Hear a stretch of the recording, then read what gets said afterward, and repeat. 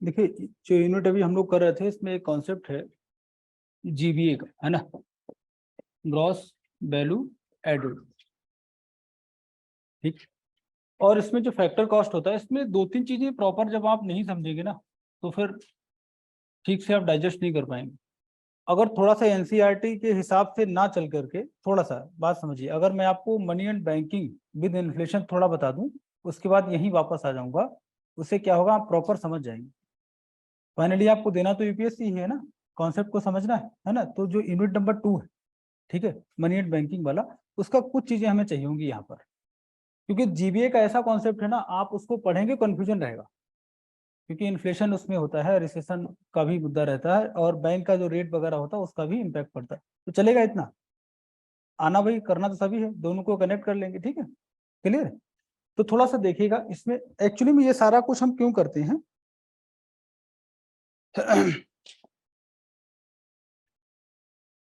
और बिल्कुल बेसिक से समझना है, ठीक है। इसमें जो जीबीए का कॉन्सेप्ट है, क्योंकि आप देखेंगे 2016 में जेटली जी ने बोला था कि हमारा जो नेशनल इनकम है ये सब जीडीपी नहीं जीबीए से निकालेंगे, बट फाइनली हमें फिर से कहाँ आना पड़ा, जीडीपी पर। तो बहुत सारे फैक्टर्स हैं, एक चीज और देख लीजिएगा उसके बाद वापस आएंगे। देखिए सपोज करो ये इंडियन इकोनॉमी हमारी है, Indian economy,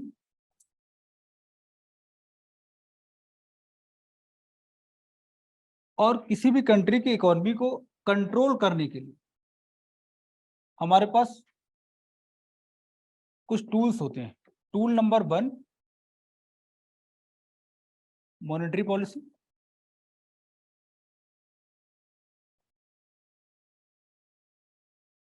and second tool होता है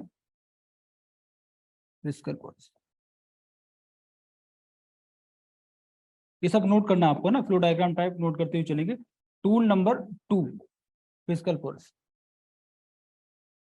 मॉनेटरी पॉलिसी की बात करेंगे, ये टोटल डोमेन किसका है, आपका reserve Bank of India. But थोड़ा सा चेंज इसमें हुआ था, इसको देखेंगे। 2016 में जब गवर्नर थे मिस्टर उर्जित पटेल, तो यहाँ पर रिफॉर्म किया गया था, मॉनेटरी पॉलिसी कमेटी बनेगी, अभी डिस्कस करेंगे।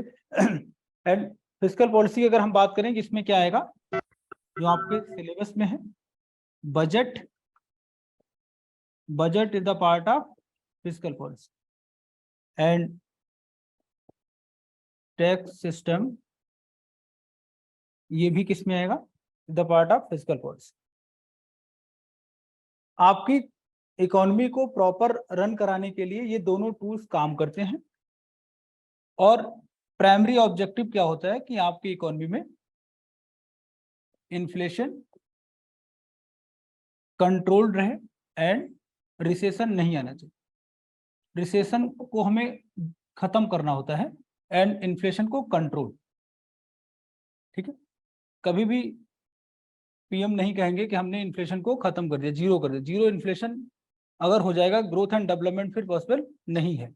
और यहाँ पर एक चीज याद रखिएगा, minimum 3 to 4% of inflation,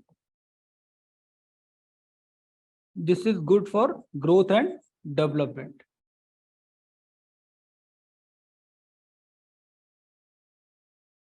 growth and development के लिए इन्फ्लेशन कितना होना चाहिए, 3 to 4%। But recession, this is very dangerous, because recession में अभी देखेंगे क्यों ऐसा लिखा जा रहा। तो ये दोनों टूल्स मिलकर के काम करेंगे तब जाकर के आपकी इकोनॉमी ग्रोथ करती है, ठीक है। यूनिट नंबर 2 जो आपका है मनी एंड बैंकिंग, लिखा हुआ है। तो money and banking it means की tool number 1 monetary policy. Clear, थोड़ा सा समझते हैं क्या है।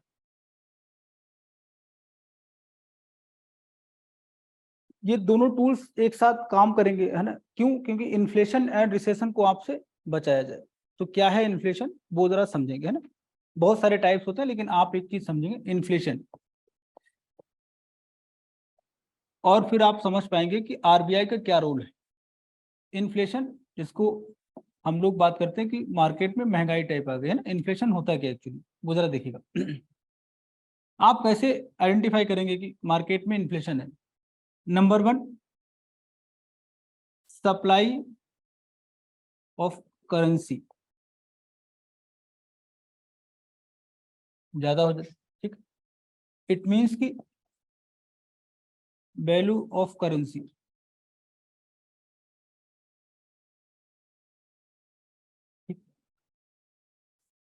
और इन दोनों से आपको एक मैसेज मिलेगा, price of goods and services ये राइज कर जाएगा। ये इन्फ्लेशन है, दिस इज इन्फ्लेशन। आपको फोकस क्या करना है, इसका मेन कॉज अभी हमें क्या समझना है, सप्लाई ऑफ करेंसी इंक्रीज। किसी भी टाइप से अगर आपकी इकोनॉमी में सप्लाई ऑफ करेंसी इंक्रीज होती है तो क्या होने वाला है, इन्फ्लेशन, याद रखना है ना।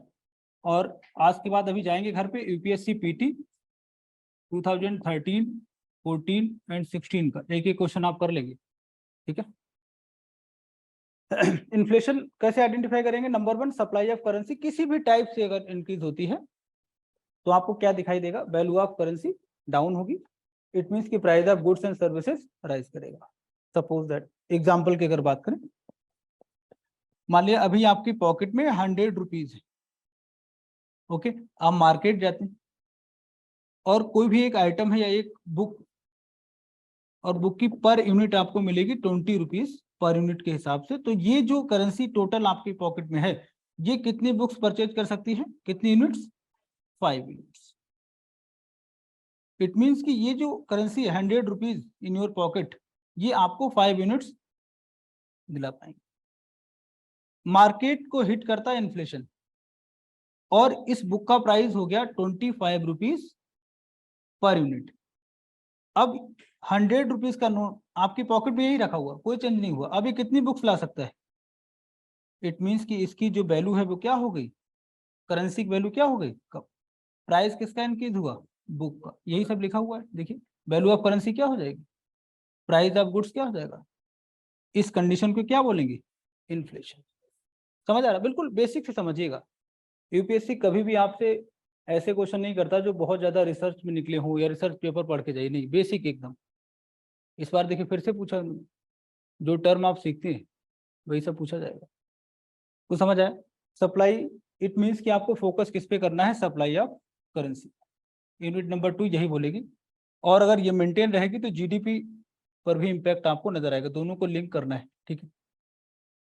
सेकंड पॉइंट देखेंगे, recession.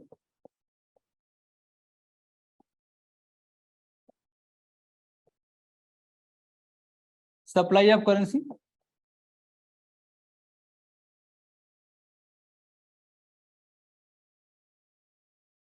And second point, supply किसी भी चीज की, जिसकी भी सप्लाई क्या होगी, मिनिमम होगी, इसकी वैल्यू ऑटोमेटिकली ज्यादा हो जाएगी, वैल्यू ऑफ करेंसी ज्यादा होगी। यूपीएससी में वैकेंसी कम है तभी ना मतलब वैल्यू ज्यादा है। हर घर में दो दो यूपीएससी वाले होंगे, वैल्यू करेगा कोई, सीधा फंडा है, सप्लाई कम वैल्यू ज्यादा। आईफोन की वैल्यू क्यों ज्यादा है, क्योंकि इसकी सप्लाई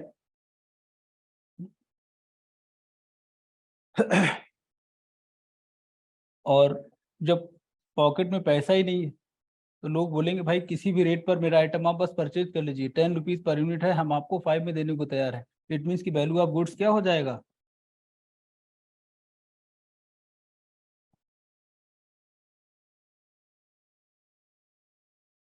ये इन्फ्लेशन एंड रिसेशन, ये कंडीशन है।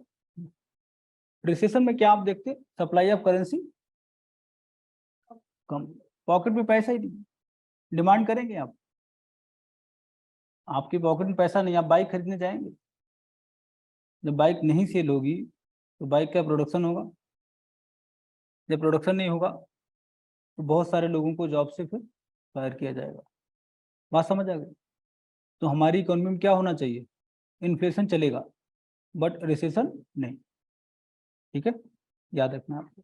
इसीलिए कंट्रोल क्या किया जाएगा, इन्फ्लेशन कंट्रोल एंड रिसेशन को जीरो, खत्म। क्लियर है ना, ये याद रखेंगे। अब इस यूनिट में हम लोग पढ़ेंगे आरबीआई। तो आरबीआई का क्या रोल है वो जरा समझिएगा। कुछ समझ आया हमें क्या करना है, इन्फ्लेशन और रिसेशन को कंट्रोल करेंगे with the help of monetary policy. Clear है ना, चलिए समझिए।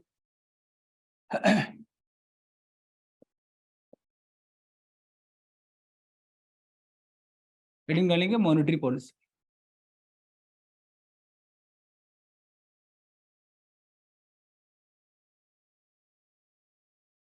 अभी मॉनेटरी पॉलिसी का नया रेट फिर से डिफाइन किया गया, कल ही हुआ, आपको शायद न्यूज़पेपर मिला होगा।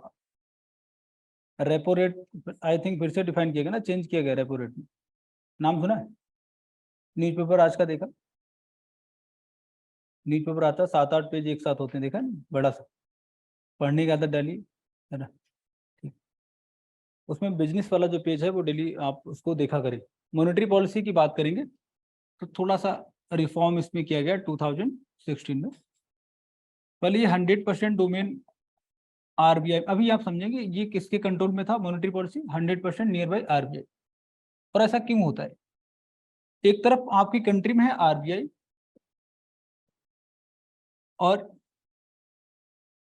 गवर्नमेंट ऑफ इंडिया, दोनों का ऑब्जेक्टिव क्या है कि कंट्री में ग्रोथ होनी चाहिए।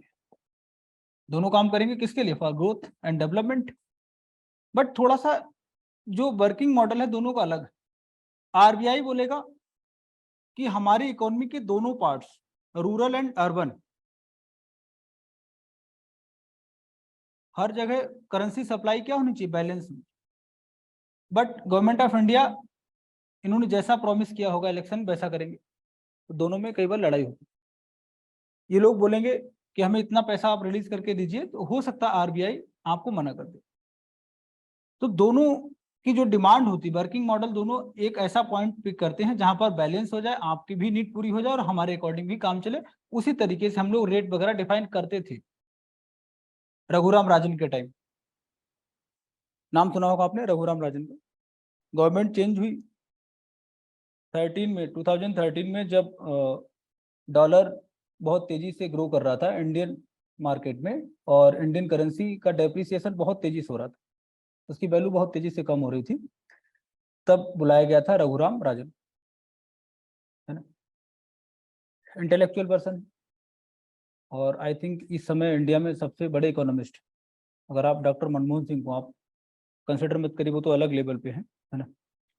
तो इन्होंने जैसे तैसे अपना जो भी किया है ना, और वो बैलेंस किया है ना, 3 वीक में, विद इन 3 वीक इन्होंने कंट्रोल कर लिया था। तो आप समझ सकते हो बंदे का लेवल क्या है ना। गवर्नमेंट चेंज होती है 14 में, बीजेपी आ जाएगी, तो बीजेपी बोलेगी हमें कुछ रिजर्व में से फंड चाहिए, उन्होंने मना कर दिया कि नहीं देंगे। फंड अगर आएगा तो मार्केट में क्या क्रिएट करेगा? सप्लाई इंक्रीज करोगे तो क्या होगा? इन्फ्लेशन। बात समझ आई? उन्होंने मना करा कि नहीं, ये नहीं हो पाया। दोबारा फिर से याद किया गया कि कुछ फंड दीजिए, फिर मना कर दिया। फंड अगर आएगा मार्केट में किसी भी टाइप से तो क्या क्रिएट होगा? इन्फ्लेशन। तो उन्होंने बोला कि अब एक काम करिए, सही समय है, आप अपना दूसरा रास्ता देखिए। फिर एक नया बंदा आया, doctor Urjit Patel, governor of RBI. अच्छा, इसको दिल पे नहीं लेना, बीजेपी वाले नाराज होते हैं, सर ये क्या बोल दिया आपने। जब आप क्लासरूम में आएंगे तो बीजेपी कांग्रेस को अलग रख के आएंगे, ठीक है, जो लॉजिकल बात होगी वही हम लोग बात करेंगे। उर्जित पटेल ने क्या किया? फंड दिया, आप देखा होगा, फंड दिया बाकायदे। ये सब हुआ, जो मैं अपने मन से नहीं स्टोरी सुना रहा हूँ, ये सब आपके यहाँ पर हुआ है, देखा होगा आप लोगों को, न्यूज पेपर्स पढ़े होंगे। तो इन्होंने फंड रिलीज कर दिया, बट एक टाइम पर उसे भी लगा, वो भी बंदा हाईली क्वालिफाइड है, उससे भी लगा कि अब हमसे नहीं हो पाएगा, वरना इतिहास जो है, जब हिस्ट्री लोग पढ़ेंगे आरबीआई की तो ब्लेम करेंगे, तो उसने भी रिजाइन कर दिया। बट एक काम उनके टाइम पर हो गया, वो क्या है देखेंगे। अभी 16 से पहले क्या है कि 100% कंट्रोल किसका? आरबीआई का है। तो इन्होंने बोला ठीक है, रिफॉर्म करते हैं। 2016 में हुआ रिफॉर्म, ये आपको एनसीईआरटी में पूरी स्टोरी आई थिंक नहीं मिलेगी, अभी कुछ नहीं होगा है ना ये, बट आप देख लीजिएगा, ठीक। रिफॉर्म में क्या है? आपको रोल अपना चाहिए था कहां पर? मॉनेटरी पॉलिसी में। आप अभी यहां से दूर हैं, तो आप लेके आए monetary policy committee. Total members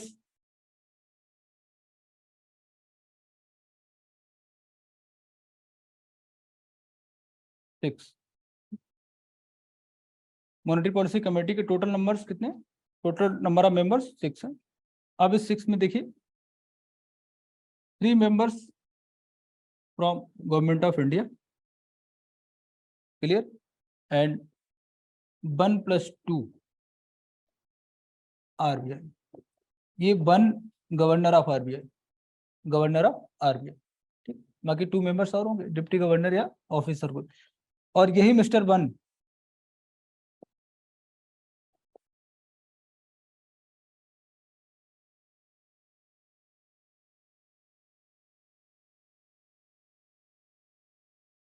clear, सारा कुछ नोट करते हुए चलिए प्लीज बेटा। ये 1+2 ये गवर्नर ऑफ RBI, बाकी 2 अदर मेंबर्स फ्रॉम RBI, ठीक है, टोटल 3, ठीक है। और मिस्टर गवर्नर ही क्या होंगे, chairman of this committee, clear. Total members कितने, 6। अगर आप सपोज करिए कि गवर्नमेंट को कुछ फंड चाहिए, देखिए चेंज क्या हुआ 16 से पहले, अच्छा इस समय ये चेंज जब हो रहा है उसमें गवर्नर कौन है, Urjit Patel. Monetary policy committee जब यहाँ पर रिफॉर्म होता है तो उसमें governor of RBI mister Urjit Patel. अब देखिए चेंज क्या है, वर्किंग मॉडल में क्या चेंज आया। 16 से पहले अगर सपोज करो आपने डिमांड किया कि 1000 करोड़ रिलीज कर दीजिए रिजर्व से, तो यहाँ पर टोटल किस पर, मतलब ये 100% कंट्रोल किसका रहेगा, RBI का।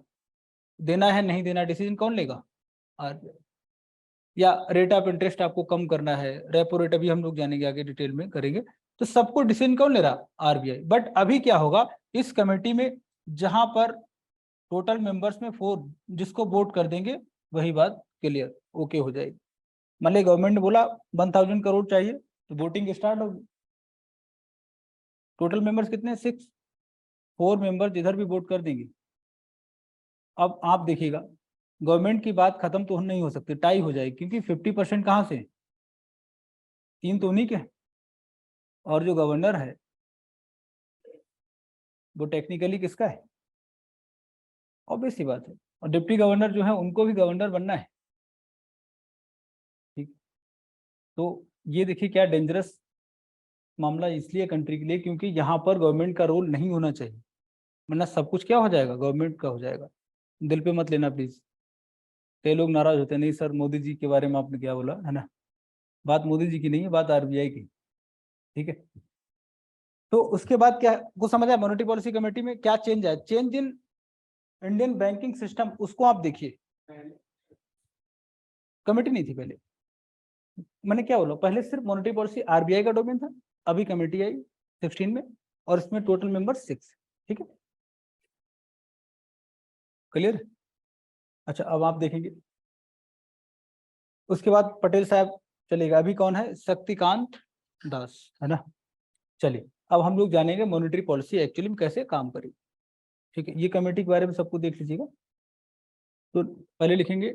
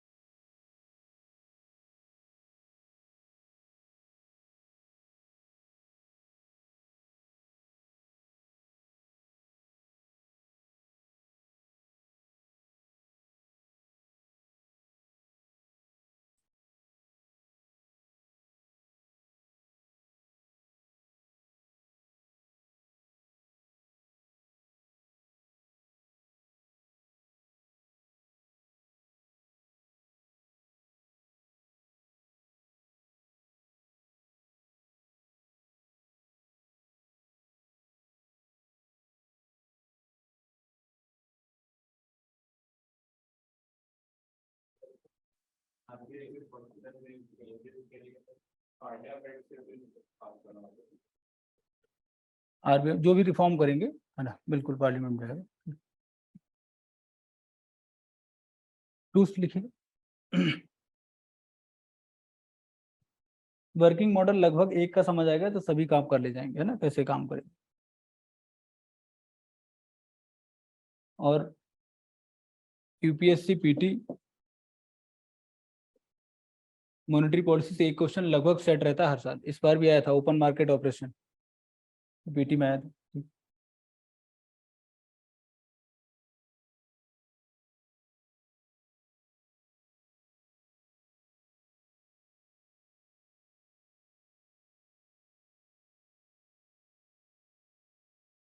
क्लियर है? चलो,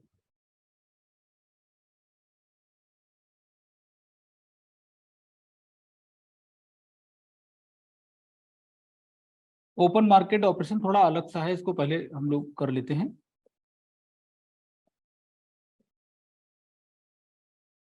मार्केट ऑपरेशन,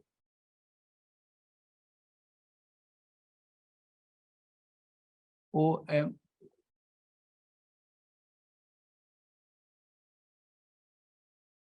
ठीक। जो भी पर नोट करूंगा डायग्राम में वही आपको समझना, ठीक है? पीटी के लिए याद रखिएगा, वो आपको इधर उधर कंफ्यूज कर देना। इस बार क्वेश्चन पूछा है, बेसिक क्वेश्चन है, लेकिन उन्होंने पूछना थोड़ा सा डायरेक्शन चेंज कर दिया। तो आप देखिएगा, ओपन मार्केट ऑपरेशन एक्चुअली में गवर्नमेंट ऑफ इंडिया ही बोलती करने, लेकिन इसके लिए करता कौन है? रिजर्व बैंक ऑफ इंडिया, ठीक है? गवर्नमेंट के लिए कौन परफॉर्म करेगा? RBI, ठीक है? क्यों करेगा, क्या होता वो जरा समझिए। RBI हमारी क्या सेंट्रल बैंक है? तो बाकी बहुत सारी बैंक्स हैं, इनको रेगुलेट करता है।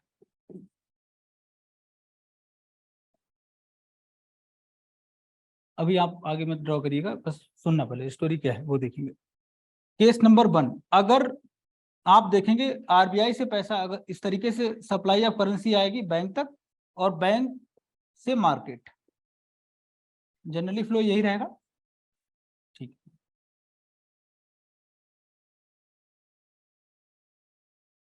ठीक है, सपोज करो मार्केट में सप्लाई ऑफ करेंसी,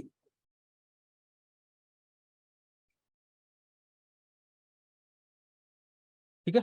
मार्केट में पैसा क्या बहुत ज्यादा, सप्लाई ऑफ करेंसी ज्यादा, क्या होने वाला है? ठीक।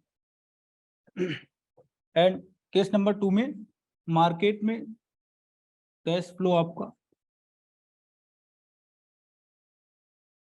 क्या होगा? रिसेशन, ठीक है? क्लियर, यहां तक क्लियर? नोट कर लीजिए।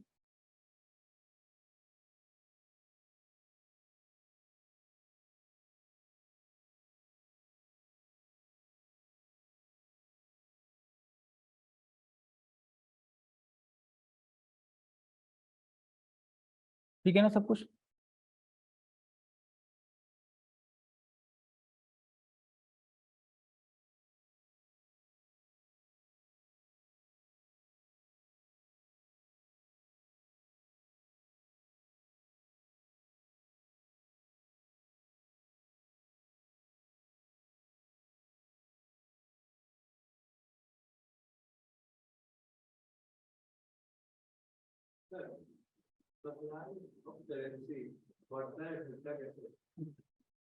कोई बात नहीं।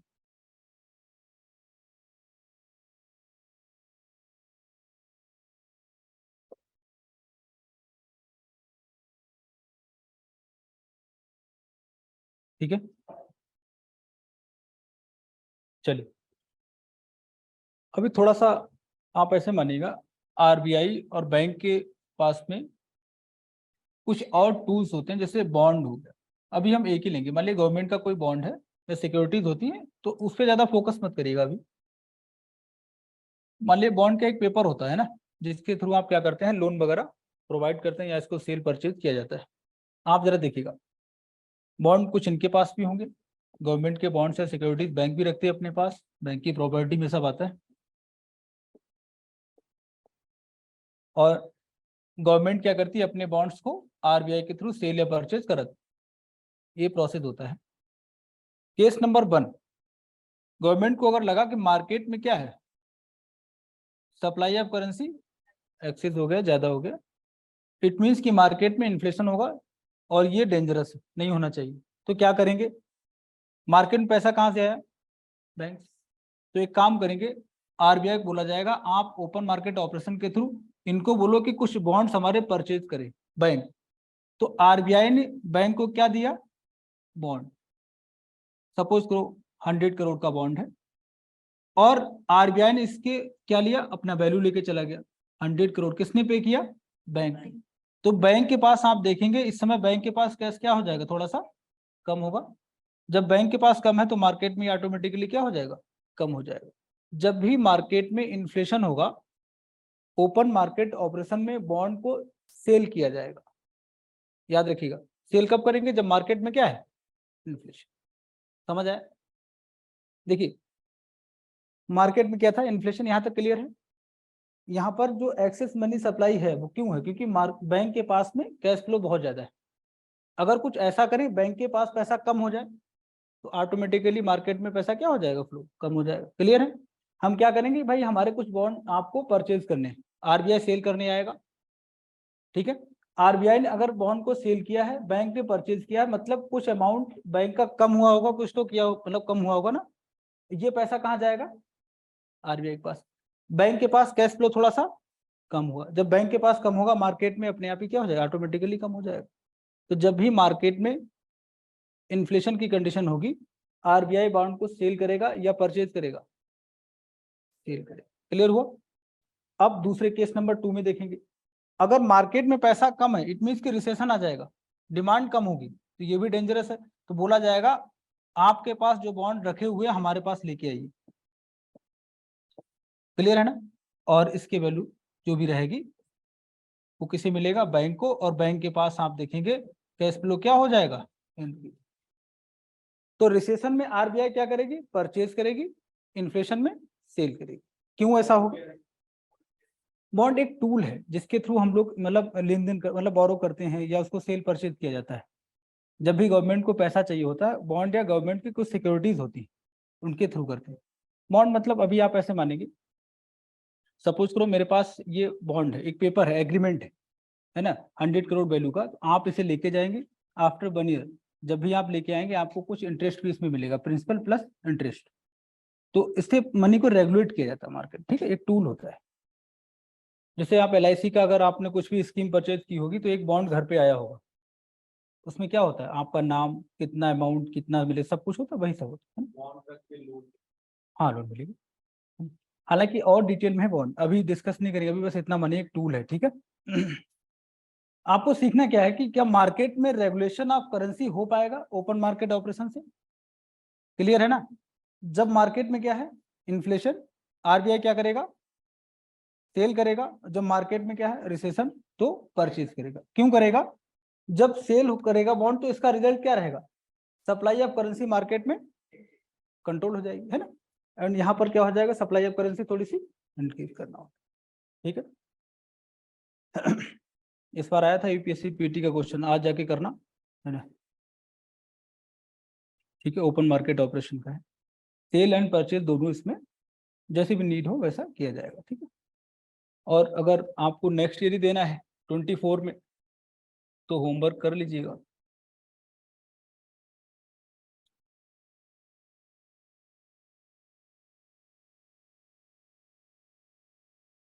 Operation twist. ठीक।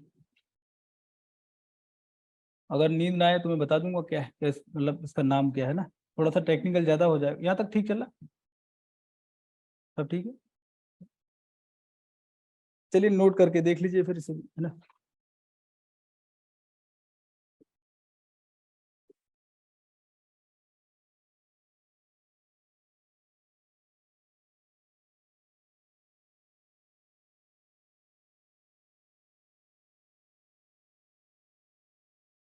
का नाम एक्चुअल में क्या है? Open market operation, but government ने इसका नया नाम कर दिया था ऑपरेशन ट्विस्ट।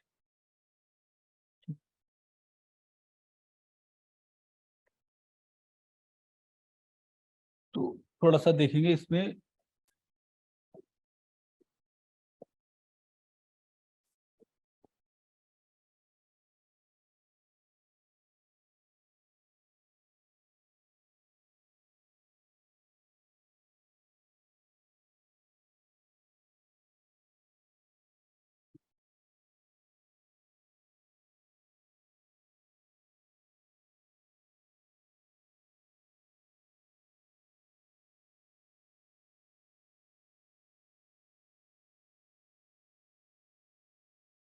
बॉन्ड के 2 टाइप्स होते हैं, short term and long term.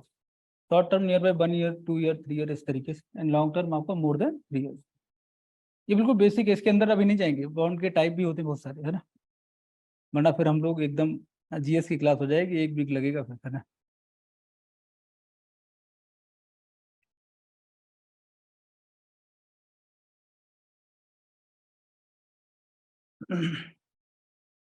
देखिए, गवर्नमेंट ऑफ इंडिया को लगा कि हमारे यहाँ पर बेसिक इंफ्रास्ट्रक्चर में इन्वेस्टमेंट बहुत ही पुअर है, कोई करता ही नहीं। तो गवर्नमेंट ने याद किया किसको? Reserve Bank of India. जैसे सपोज करो एक कंपनी एबीसी लिमिटेड, इसको बोला गया कि भाई आप सारे काम करते हैं, रोड या हाईवे क्यों नहीं डेवलप करते? ठीक है, प्रॉपर केस क्या था? तो इन्होंने बोला कि सर पैसा तो लगा दें, दिल्ली से मेट्रो, मतलब दिल्ली से मेरठ अगर मुझे रोड बनाना है तो नियर बाय 3 to 4 ईयर्स लगेगा। उसके बाद उसकी रिकवरी, इन्फ्लेशन भाई 10 ईयर्स, मतलब अगर आप देखें काफ़ी गैप होता है। आप याद करिए अपनी लाइफ में 100 रुपीज़ की क्या वैल्यू थी और अभी क्या है। इट मीन्स कि 10 ईयर्स में इन्फ्लेशन का इम्पैक्ट रहेगा, रिकवरी टाइम बहुत ज़्यादा है, इसलिए हम पैसा नहीं लगाते। ऊपर से बैंक हमें पैसा देते नहीं लॉन्ग टर्म के लिए। तो बाकी सब तो कंट्रोल में नहीं है, लेकिन बैंक तो कंट्रोल में है। इन्होंने बोला ठीक है पैसा मिल जाएगा। कैसे अरेंज करें? बैंक को बोला कि आप क्यों नहीं पैसा देते हो? तो बैंक ने बोला कि सर लॉन्ग टर्म के लिए लोन प्रोवाइड करना है, रिस्क बहुत ज़्यादा है, रिकवरी रेट बड़ा कम है, बहुत ही पुअर है, प्रॉफिट बहुत कम है, इसलिए हम लोग क्या करेंगे, इंफ्रास्ट्रक्चर वाली कंपनी को लोन जनरली नहीं मिलता है। और इस गवर्नमेंट की प्रायोरिटी क्या है? इंफ्रास्ट्रक्चर पे काम करना, कैपिटल इन्वेस्टमेंट को थोड़ा सा बढ़ाना। आप देखिएगा हाईवे वगैरह तेजी से डेवलप हो रहे है ना, इंफ्रा कंट्री का बहुत ही शानदार हुआ। तो ठीक है, आरबीआई को बोला गया ऑपरेशन करिए कोई ओपन मार्केट ऑपरेशन, लेकिन नाम कर दो उसका थोड़ा सा क्या अलग सा। अभी नया नाम क्या हो गया? अब देखिए मैकेनिज्म क्या है, मोदी जी का माइंड बहुत तेज चलता है।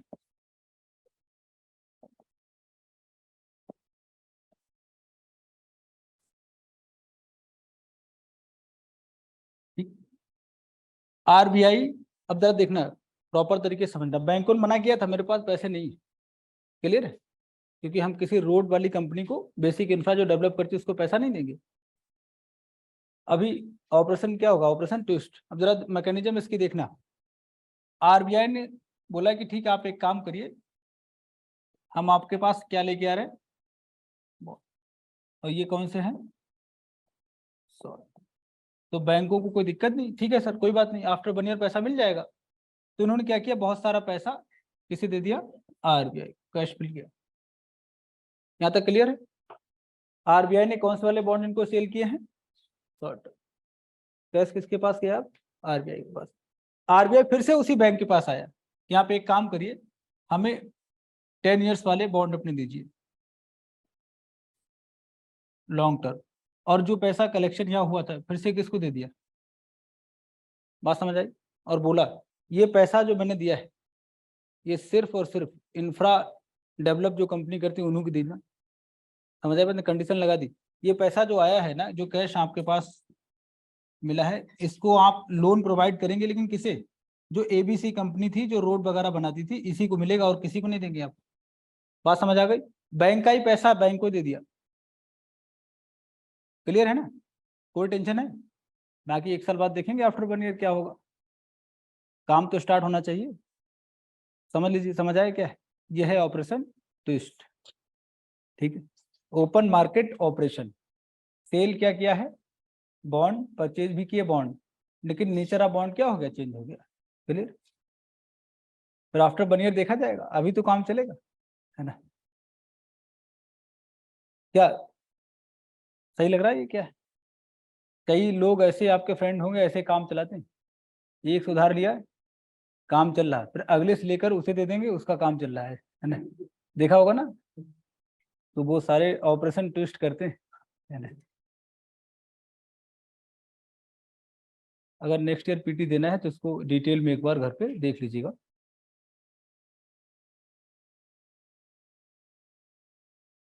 बट इसमें यह है, इन्होंने इन्फ्लेशन या रिसेशन की बात नहीं करी है, इसका ऑब्जेक्टिव क्या है? Capital investment in the country. Okay, ये या ग्रोथ ऑफ बेसिक इंफ्रास्ट्रक्चर।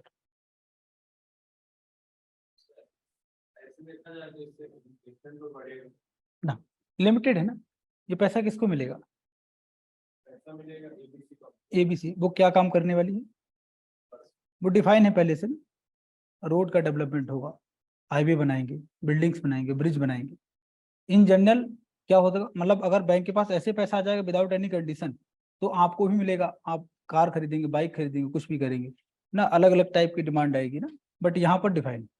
मतलब बैंक से कैश दिया जाए, सप्लाई थोड़ी कम हो जाएगी, तो रिसेशन आएगा, लेकिन जो कैश दिया गया वो किसी पार्टिकुलर ऑब्जेक्टिव के लिए लगाया है, तो ये रिसेशन कंट्रोल कैसे होगा? हाँ ये करेंगे ना, ये गवर्नमेंट बाकी अलग अलग तरीके से करेगी, है ना, वो है आपको लोन मिलेगा, बैंक को अलग से आरबीआई से दिलाएंगे, वो मतलब कई बार वर्ल्ड बैंक भी लोन देता है, एशियन डेवलपमेंट बैंक से लोन लिया है, वो अलग प्रोसेस है, लेकिन कंट्री में काम स्टार्ट करिए। बेसिक इंफ्रा, इस गवर्नमेंट का प्रायोरिटी क्या है? बेसिक इंफ्रास्ट्रक्चर, वो नहीं रुकना चाहिए। आप बजट देखेंगे, बजट आपने देखा होगा लास्ट वाला, ये वाला अपना बजट, इसमें क्या है, मैक्सिमम ग्रोथ कहाँ पर है? Capital investment. कंट्री में आप देखिए ना 33% ग्रोथ हुआ है कैपिटल इन्वेस्टमेंट, और सब्सिडीज वगैरह लगातार क्या हो रही है आप देखेंगे, कम हो रही है, इसीलिए चीजें महंगी हो रही है ना। तो खैर इसको थोड़ा सा अभी इतना समझिएगा, है ना, आगे आगे आपके सारे डाउट्स भी क्लियर हो जाएंगे, यहाँ तक समझ आए। अब टूल नंबर 2, बैंक रेट, डालिए हेडिंग बैंक रेट। नहीं कोई भी हो सकती है, हमारे यहाँ काम करेगी, बैंक भी कुछ भी हो सकती है, इंडियन बैंक हो सकती है, फॉरेन वाली बैंक, कुछ भी, ठीक है। अभी तो ओपन मार्केट, मतलब ओपन मार्केट है ना, हमारी ओपन इकोनॉमी है, तो सारे लोग जीडीपी में क्या है, दोनों काउंट करते हैं।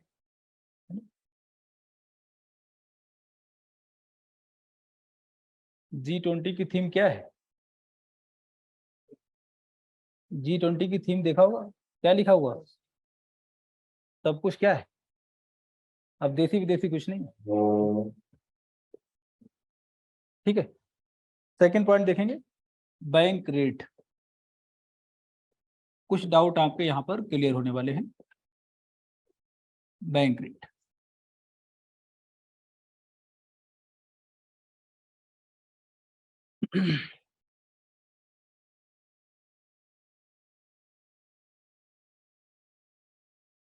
क्या,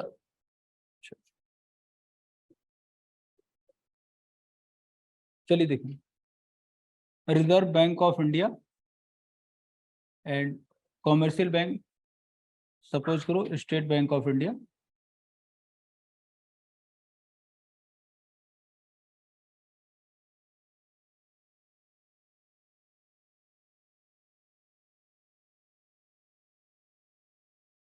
जिस रेट ऑफ इंटरेस्ट पर लोन प्रोवाइड किया है सेंट्रल बैंक ने, किसको, कॉमर्शियल बैंक को, यही रेट आपका होगा बैंक रेट। क्लियर है? जिस रेट ऑफ इंटरेस्ट पर लोन प्रोवाइड किया गया है सेंट्रल बैंक के द्वारा कमर्शियल बैंक्स को, यही रेट ऑफ इंटरेस्ट आपका हो जाएगा बैंक रेट। ठीक है, सपोज करो अगर आरबीआई ने 100 करोड़ रुपीस दिया है एसबीआई को, स्टेट बैंक ऑफ इंडिया को, किसी भी बैंक को, और बोला कि हमें 5% आपसे क्या लेना है, रेट ऑफ इंटरेस्ट लगा दिया, तो यही 5% आपका क्या हो जाएगा, बैंक रेट। ठीक है, अब इसको समझेंगे क्यों हमें इसके बारे में जानना है, और इन्फ्लेशन या रिसेशन पर कैसे, मतलब ये कंट्रोल कैसे करेगा बैंक रेट, इस चीज को देखिए। ये डायग्राम आप बना लीजिएगा, आरबीआई, और छोटा सा अमाउंट लेके चलेंगे ताकि प्रॉपर आप समझ पाए। आरबीआई ने 100 रुपीज लोन प्रोवाइड किया bank, loan amount 100 rupees and rate of interest is 5%, तो ये क्या हो जाएगा आपका bank rate, bank rate is 5%। By nature ये लॉन्ग टर्म होता है,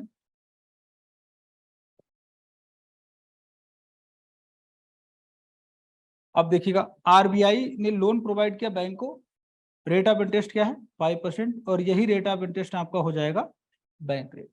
अब बैंक को पता है कि 100 रुपीज आपको मिला है, इसके लिए आपने कितना रुपए पे किया, 5 रुपीज, तो आगे जब टाटा को या किसी को, कॉमन मैन को ये लोन प्रोवाइड करेगी बैंक, उसे पता है कि 5 रुपीज तो हमें पीछे देना है, तो वो क्या करेगा, जनरली 6% आपसे लेगा, फिर तो 1% अपने पास भी रखेगा। यही मैकेनिज्म है बैंक का, भाई 1% अपने पास भी तो रखना है, वरना बैंक कैसे ऑपरेट करेंगे आप। अब आप देखिएगा, इसमें केस नंबर 1 समझते हैं कि अगर मार्केट पे लोगों को लगा, केस नंबर 1, कि 6% ये बहुत आसान है, मतलब ये आपका सॉफ्ट लोन, तो बहुत ज्यादा लोग लोन लेने जाएंगे बैंक में, और मार्केट में कैश फ्लो आपका क्या हो जाएगा, ज्यादा, और रिजल्ट इन्फ्लेशन। क्लियर है ना? अगर लोगों को लगा, हम लोगों को मान लिया कि 6% तो बहुत ही कम है, और इसका नेचर कैसा हो जाएगा इस लोन का, सॉफ्ट लोन हो जाएगा, तो मैक्सिमम लोग जाएंगे लोन की डिमांड करेंगे, रिजल्ट होगा मार्केट में कैश फ्लो आपका बहुत तेजी से बढ़ेगा, और जब भी ये कंडीशन होगी इसका फाइनल रिजल्ट क्या नजर आएगा, इन्फ्लेशन इन द मार्केट।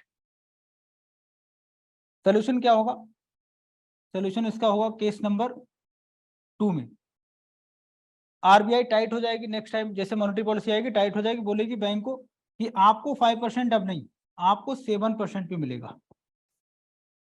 जब बैंक को 7% आरबीआई को देना है, तो हो सकता है कि आपसे वो 8% डिमांड करे। अब लोन का नेचर क्या हो गया, hard and tight. UPSC PT 16 का क्वेश्चन है, टाइट मॉनेटरी पॉलिसी का एग्जांपल हो जाएगा, बहुत तेजी से बढ़ा दिया, और मार्केट में कैश फ्लो आपका क्या हो जाएगा, कम हो, बहुत ज्यादा अगर कम हो गया रिसेशन। ठीक, ये दो केसेस होते हैं। अब सोल्यूशन आप देखेंगे, अगर सॉफ्ट मॉनेटरी पॉलिसी है, रेट ऑफ इंटरेस्ट बहुत ही कम है, मार्केट में क्या हो जाएगा, इन्फ्लेशन, इसका सोल्यूशन क्या होगा, बैंक रेट को थोड़ा सा इंक्रीज कर दे। पीटी आपसे ऐसे पूछेगा, आप प्रीवियस से सॉल्व करिएगा, आपको क्वेश्चन मिलेगा। एंड सेकंड केस आप देखेंगे, अगर मार्केट में टाइट मॉनेटरी पॉलिसी है, मार्केट में क्या आएगा, इसका रिजल्ट क्या है, रिसेशन, कंट्रोल करने के लिए बैंक रेट। क्लियर है? तो बैंक रेट का क्या रोल है आपकी इकोनॉमी में। ठीक है, जब भी न्यूज आपको मिले, अच्छा एक चीज और है, bank rate increase means tight monetary policy, bank rate decrease means soft monetary policy. और ये आपका यूपीएससी पीटी में पूछा, बैंक रेट इंक्रीज होगा तो किसका एग्जांपल रहेगा, तो टाइट वाला ऑप्शन था उसमें, टाइट हो। बैंक रेट क्यों हम लोग पढ़ेंगे, समझ आया क्यों पढ़ना है।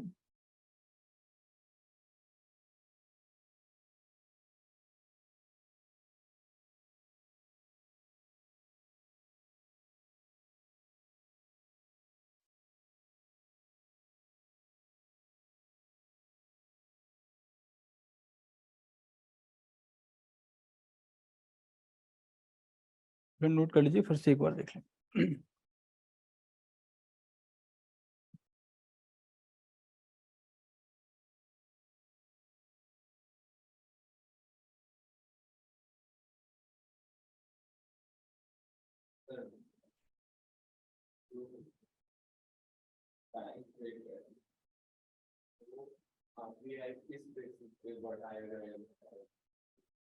इन्फ्लेशन रिसेशन, मार्केट में अभी क्या था, इन्फ्लेशन था, तो अभी आप देखिए कि सारे रेट क्या थे, बढ़ाए हुए थे, देखा होगा न्यूज में आपने अक्सर, है ना।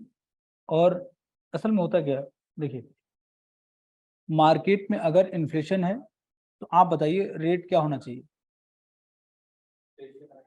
मार्केट सपोज करो अभी क्या है, इन्फ्लेशन है, करेक्ट है, तो आप बताइए बैंक रेट कैसा होना चाहिए। इन्फ्लेशन है अभी, तो बैंक रेट क्या करेंगे, इंक्रीज या डिक्रीज, डिक्रीज करेंगे ना। सोचिए इन्फ्लेशन मतलब कैश फ्लो क्या है, ज्यादा है। देखिए चलिए यहाँ तक नोट किया, अभी अभी करते हैं, अभी देखते हैं। अच्छा ठीक, आज जाना घर पे शाम, है ना, डिनर से पहले 2013 से 23 तक जितने क्वेश्चन है मॉनेटरी पॉलिसी सारे करना, लगभग सारे कर लेंगे।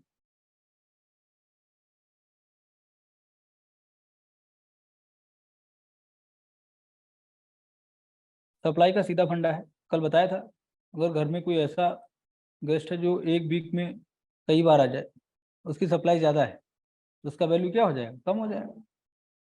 ये होता नहीं, कोई दोस्त है दिन में 4 बार आए, और भाई क्या हो रहा, तो आप उसे चाय के लिए ले जाएंगे बाहर। और एक ऐसा फ्रेंड जो 2 मंथ में या 1 मंथ में एक बार आता है, उसकी वैल्यू क्या होगी, सप्लाई कम वैल्यू ज़्यादा। ठीक है, चलिए देखिए, इसको एक बार फिर से देखते हैं बैंक रेट को। Reserve Bank of India RBI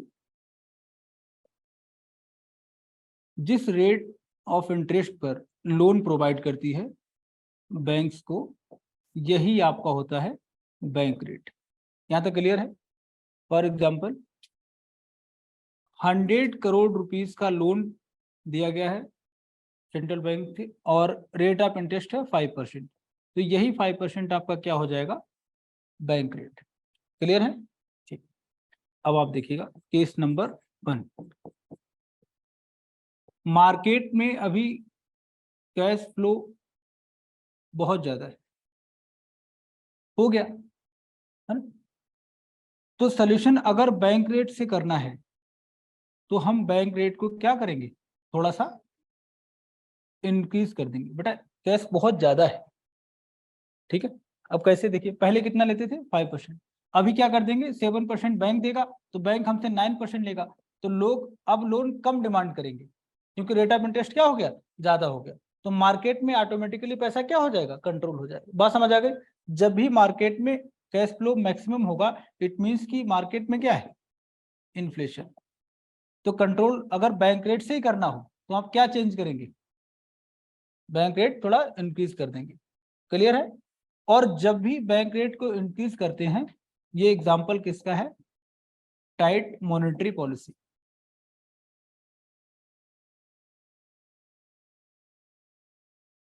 ठीक है? अभी ठीक है। केस नंबर 2 देखिए, बोर्ड पे ध्यान रखना, बुक में कई बार पढ़ते हैं कंफ्यूजन रह जाता है ना, इसीलिए बार बार देखिए, ना समझ आए फिर बोलिए। केस नंबर 2 देखते हैं। अगर मार्केट में किसी भी रीजन से सप्लाई ऑफ मनी क्या है? बहुत ही कम है, इट मीन्स कि मार्केट में क्या होने वाला है? ये तो डेंजरस है, नहीं होना चाहिए। तो बैंक रेट से अगर आपको सोल्यूशन देना हो तो बैंक रेट को थोड़ा सा डिक्रीज कर दें, लोन क्या हो जाएगा? चीप हो जाएगा, रेट ऑफ इंटरेस्ट क्या हो जाएगा? कम हो जाएगा। बैंक क्या बोलेगा? आपको 4% हम दे रहे हैं, तो ये हमें क्या करेंगे? 5 पे दे देंगे। तो लोन, क्योंकि रेट ऑफ इंटरेस्ट कम हो गया तो हर आदमी डिमांड करेगा, मार्केट में कैश की सप्लाई क्या हो जाएगी? तेजी से बढ़ेगी, है ना? और ये हमें क्या लगेगा? क्लियर है? नोट करके लिख लीजिएगा, आफ्टर 1 मंथ काम आएगा ये सारा कुछ। ठीक है? पीटी देना है ना? हाँ तो बस अब बताइए, कोई डाउट हो बताइए। बैंक रेट समझ गए? अब यहीं से थोड़ा सा जीडीपी को कनेक्ट करते हैं। ठीक है, यहाँ तक ठीक?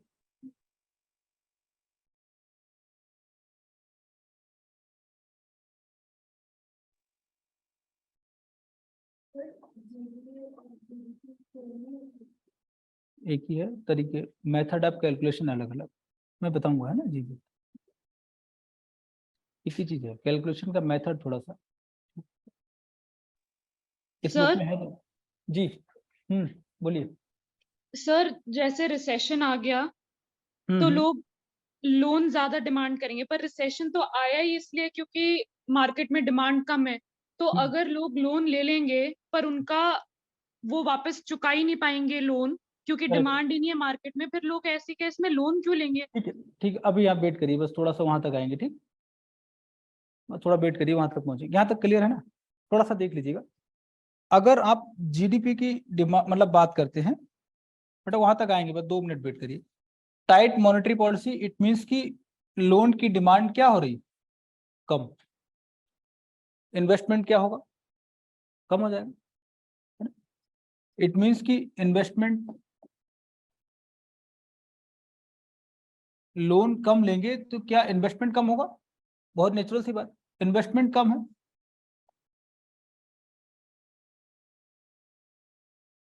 मतलब जीडीपी पर बैड इंपैक्ट पड़ने वाला है। बहुत ज्यादा टाइट इसलिए नहीं करते।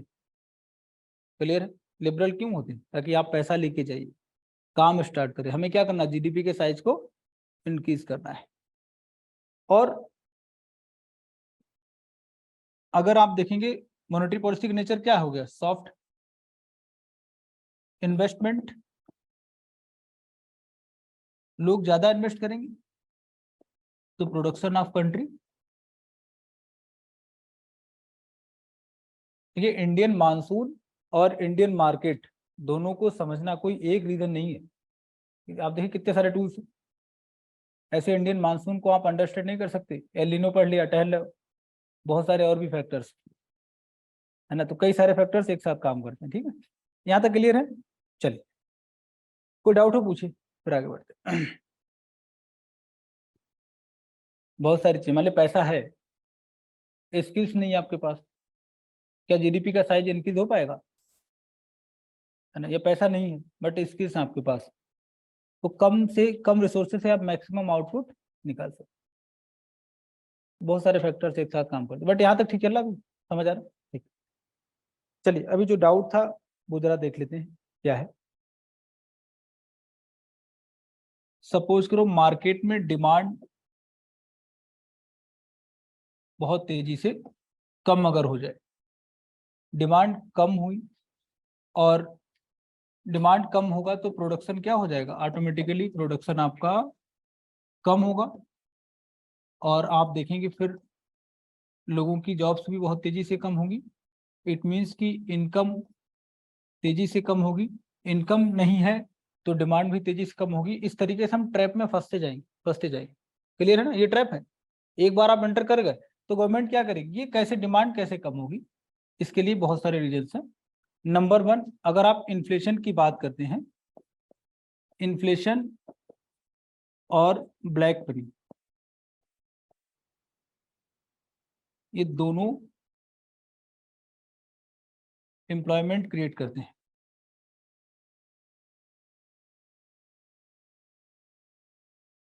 हाँ अभी बताएंगे। ब्लैक मनी समझते हैं भाई, तो समझ रहे हैं ना।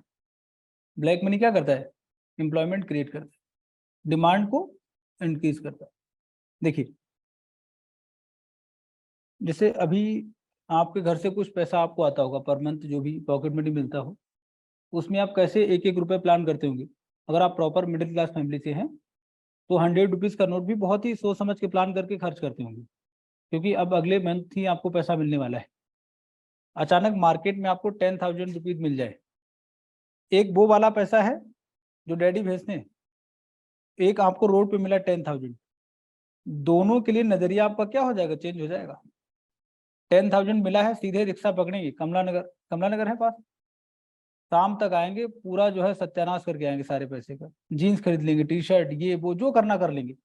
आपका अल्टीमेट गोल क्या होगा उस 10,000 के साथ, शाम तक बैलेंस जीरो करना है, यही गोल रहेगा ना। और जिसमें इस प्रोसेस में आर्टिफिशियल डिमांड होती है। डिमांड एक तो जेन्युइन डिमांड, मतलब जीन्स लेना है, एक पैसा आ गया है इसलिए लेना है, ये क्या होती है, आर्टिफिशियल डिमांड। और जब भी किसी इकोनॉमी में आर्टिफिशियल डिमांड होती है, ये इन्फ्लेशन के रेट को और तेजी से बढ़ा। ब्लैक मनी आप देखेंगे 14 तक। अब ये मुद्दे जो डिस्कशन के है ना, ये बहुत ज्यादा डीप है एक्चुअली में, है ना, तो इसमें बहुत सारे रीजंस हैं, सब बताएंगे तो फिर शाम हो जाएगी, शाम तो हो ही गई, और ज्यादा शाम हो जाएगी, है ना। 2014 तक क्या था कि आपकी इकोनॉमी में ब्लैक मनी का साइज बहुत ज्यादा था। अब जैसे करप्शन की बात करें, मान लीजिए बहुत सारे बच्चे ऐसे जो आईपीएस बन गए, आप लोग ईमानदार है, तो पर्टिकुलर एक सैलरी मिलेगी नियर बाई 1,00,000 रुपीज मान लिया, है ना। उससे क्या होगा कि आप पर मंथ को प्लान करके खर्च करेंगे, है ना, कि यहाँ पर इतना पैसा खर्च करना इस तरीके से। और किसी ने मिठाई दे दी आपको, मिठाई कम थी पैसे ज्यादा थे उसमें डिब्बे में, है ना, पैकिंग में, तो वो आपका नजरिया क्या हो जाएगा, चेंज हो जाएगा। अगर कोई ऐसा करप्ट ऑफिसर है, बहुत सारा पैसा उसके पास हो जाएगा, वो सब क्या होगा, ब्लैक मनी, क्योंकि उस पैसे पर आप टैक्स नहीं देते और गवर्नमेंट से छुपाते हैं। अगर पता चल जाए, बताएंगे तो जॉब आपकी क्या हो जाएगी, चली जाएगी। तो मामा के बेटे के नाम पर 2 BHK नोएडा में खरीद लिया, ये सारा खेल होता है ना। और ये डिमांड को बढ़ाते, उनके पास अपना घर है लेकिन पैसा आ गया, घर में रख नहीं सकते हो, अपने नाम कुछ कर नहीं सकते हो, तो ऐसे लोग ढूंढोगे जो कंट्रोल में रहे, है ना। नेम प्लेट अपनी लगा ले लेकिन कंट्रोल किसका है, मेरा है। और ये सब क्या करेगा, आर्टिफिशियल डिमांड को बढ़ाते हैं। क्या हुआ 14 में, जैसे मान लिया आप ऑफिसर बन के आपके पास बहुत सारा पैसा रखा हुआ, तो 2 BHK लेने के नोएडा, उसका प्राइस है 25 लाख, तो आप क्या बोलोगे, 27 पकड़ो, आज ही बुक करो, तो मैं टीचर हूँ, ईमानदारी से कमा रहा हूँ, मैं क्या बोलूंगा 25 ने 23 में कर लो। अंतर समझ आए बात नहीं? वो किसे देगा? तो टीचर्स क्या मतलब, वो थोड़ी पढ़ने आएगा। समझ आए बात नहीं? तो कॉमन मैन के लिए महंगाई क्या हो जाएगी मार्केट में, बढ़ेगी। ठीक है, और उसकी डिमांड तेजी से बढ़ रही, वो क्या करेगा, वो नए लोगों को फिर से बोलेगा, एक साइट फिर से परचेज करेगा, उस पर डेवलपमेंट कराएगा, एम्प्लॉयमेंट क्या होगा, फिर से बढ़ेगा। तो ब्लैक मनी एंड इन्फ्लेशन दोनों मिलकर के एम्प्लॉयमेंट को थोड़ा सा बढ़ाते। ये इलीगल है, लेकिन इसका इम्पैक्ट मैंने बता दिया आपको, ये पड़ता है। और जो लोग इस साइकिल में नहीं है, पार्टिसिपेट नहीं कर पाते, वो फिर क्या करेंगे, डिमांड नहीं कर पाएंगे। तो इन्फ्लेशन उनको जो है डैमेज करता है। गांव में एक बैठा हुआ किसान टाइप आदमी है, उसको तो इस साइकिल से कोई मतलब नहीं, चीजें महंगी होंगी, उसकी रिस्क से बाहर हो जाएगी। इसलिए आरबीआई अपने अकॉर्डिंग चलता है, ताकि जो भी पैसा है वो गांव और शहर, मतलब है ना, अर्बन और रूरल दोनों में बैलेंस चले। गवर्नमेंट अपने हिसाब से चलाती, इसलिए दोनों में क्या होती है, फाइट होती रही। अभी ये फाइट खत्म, ठीक, क्योंकि सब कुछ एक हो गया है ना। और यूनिटी से बड़ा क्या है, आरबीआई गवर्नमेंट क्या है, सब एक है ना। तो थोड़ा सा अभी आप और यूनिट पढ़ेंगे, मतलब टूल्स पढ़ेंगे, आप और जानेंगे। देखिए इसके कई सारे रीजंस हैं कि इन्फ्लेशन से रिसेशन आता, आपस में कनेक्टेड है। और अगर रिसेशन आप देखेंगे 6 मंथ तक रिसेशन अगर है, तो फिर डिप्रेशन में चले जाएंगे। कल बताया होगा कीन्स का, कल हम लोग स्टोरी डिस्कस कर रहे थे ना कीन्स की। तो ग्रेट डिप्रेशन आया था, है ना, 1929 में, है ना। मंदी से बाद में क्या हो जाएगा, डिप्रेशन, महामंदी इसको बोलते हैं। तो बच के रहना, जैसे रिसेशन आए तुरंत पैसा डालिए मार्केट में। बजट में इस बार देखा होगा आपने, है ना, रिसेशन मतलब डिमांड मार्केट में क्या हो गई, तेजी से कम हो गई। क्यों? क्योंकि आपके पॉकेट में पैसा नहीं। तो अभी क्या कर दिया कि 5 लाख में टैक्स आपको देना था, गवर्नमेंट ने क्या बोला कि अब 5 में मत दीजिए, 7 लाख के बाद दीजिए। तो 2 लाख आपको और मतलब लिमिट मिल गई ना। इससे क्या हो जाएगा, आप खुद देखिए, बहुत सारी चीजें एक साथ काम करती हैं। मान लिया आपकी पॉकेट में आपकी अर्निंग है 100 रुपीज, और गवर्नमेंट ने टैक्स दे दिया 10%, तो अब आपकी पॉकेट में कितना जाएगा, 90 रुपीज। अगर गवर्नमेंट को लगे ये 90 से डिमांड तो कम हो रही, तो एक काम करते हैं, टैक्स क्या हो जाएगा, 5% कर देंगे। तो अब आपकी पॉकेट में कितना हो जाएगा, इससे डिमांड थोड़ी सी क्या होगी, बढ़ेगी। तो सिर्फ मॉनेटरी पॉलिसी ही नहीं है, टैक्स सिस्टम भी सपोर्ट करता है, इकोनॉमी को सब मिलकर के चलाते हैं एक साथ, बजट का अपना रोल होता है। ठीक है ना। फिर अगला टूल लिखिएगा, क्या था, PRR। और कुछ भी हो, सारे पढ़ने है ना, तो भी पढ़ लीजिए। यहाँ तक ठीक है। देखिए समझ आपको यह आना चाहिए कि आप क्या पढ़ रहे हो, क्यों पढ़ रहे हैं। मॉनेटरी पॉलिसी क्यों सीखने आए, टाइम पास करने? मतलब देखिए थोड़ा सा जब आप तैयारी कर रहे हैं किसी भी सब्जेक्ट में, जब आप टाइम दें तो एक बार देखिए ये क्यों अकबर पढ़ रहे, पता नहीं क्यों पढ़ रहे, पढ़े जा रहे हो, ये गलत है ना। आप देखिए हमें अकबर से क्या सीखने को मिलेगा, कुछ भी करें, है ना। तो जैसे आप मॉनेटरी पॉलिसी कर रहे हैं, आपको समझ आएगा क्यों हम लोग कर रहे हैं इसे। ठीक है, अगला टूल देखिएगा, टूल नंबर 2 या जो भी नेक्स्ट हो, CRR। नाम तो देखा होगा आपने न्यूज़पेपर में,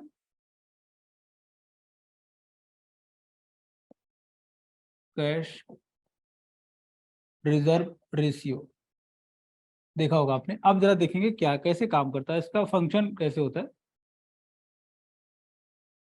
सेंट्रल बैंक, RBI, और कोई और बैंक, कॉमर्शियल बैंक आपका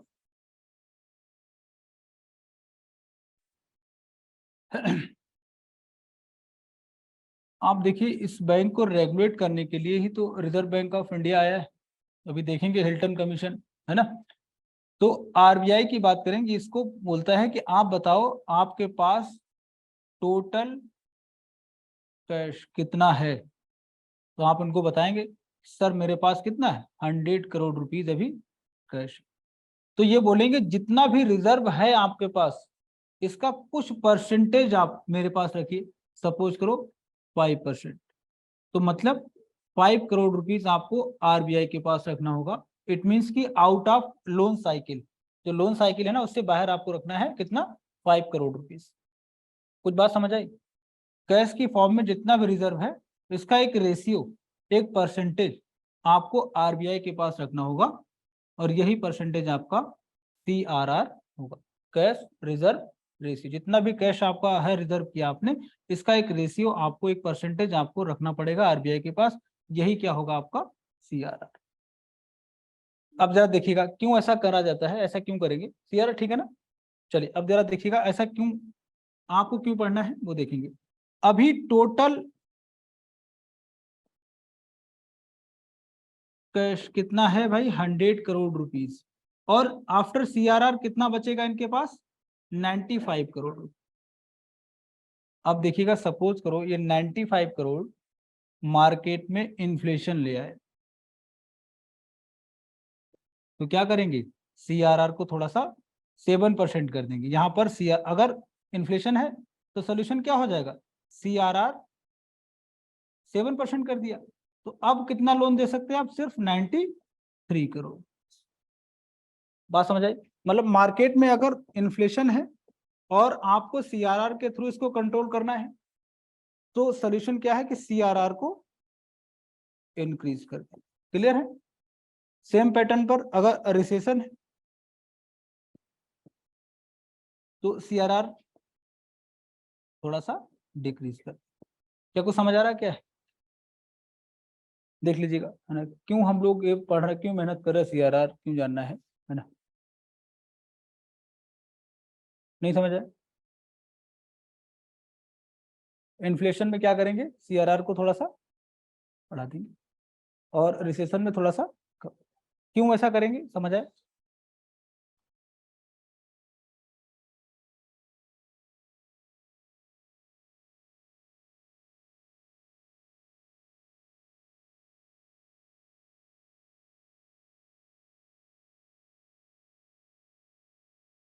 आरबीआई में नोट प्रिंट किए जाते हैं एंड कॉइन भी मिंट किए जाते हैं। तो मिंट कहाँ कहाँ पर है, आरबीआई की मिंट हैदराबाद, दिल्ली नहीं बेटा, नोएडा है, हाँ, और नासिक में नहीं, प्रिंटिंग प्रेस, नेट मिंट की बात, साउथ इंडिया में हैदराबाद हो गया, बात खत्म, है ना।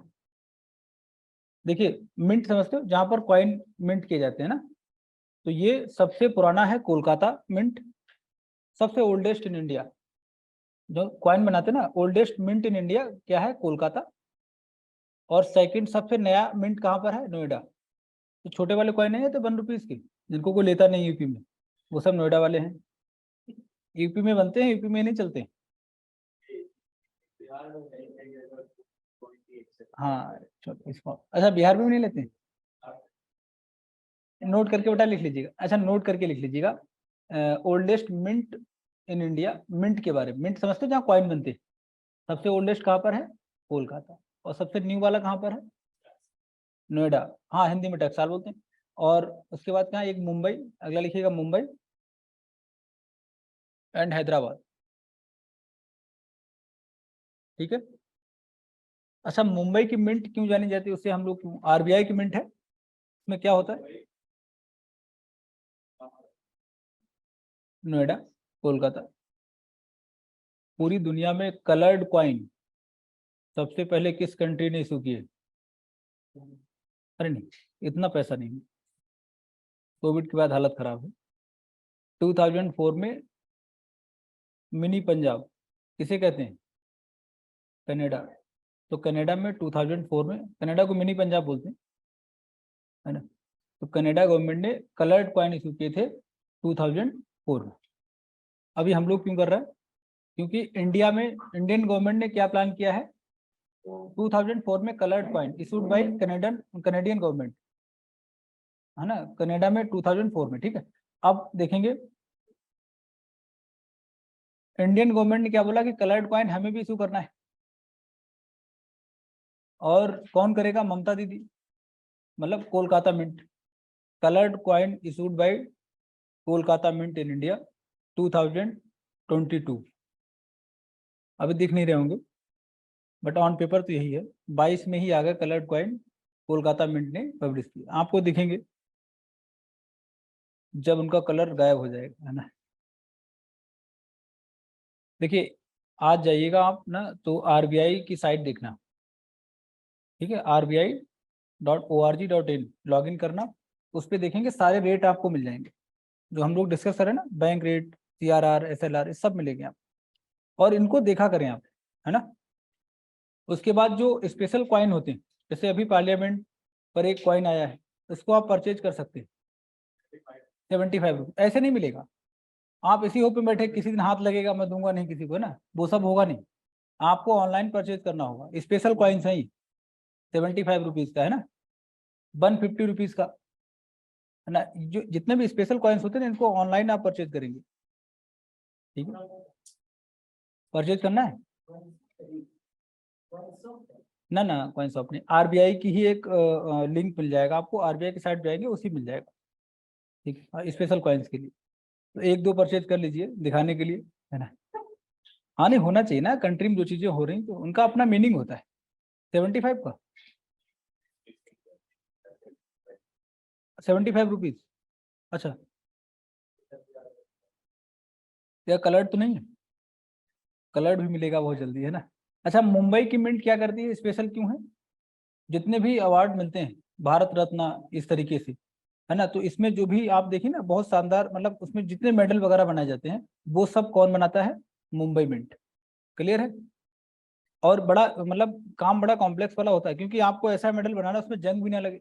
अब भारत रत्न, उसकी साइनिंग खराब हो जाए, हाँ आप सोचिए ना सही, तो कंट्री का नाम खराब होगा ना, इसलिए पूरी इंजीनियर्स की टीम होती है बाकायदा मिनट मिनट पे, है ना।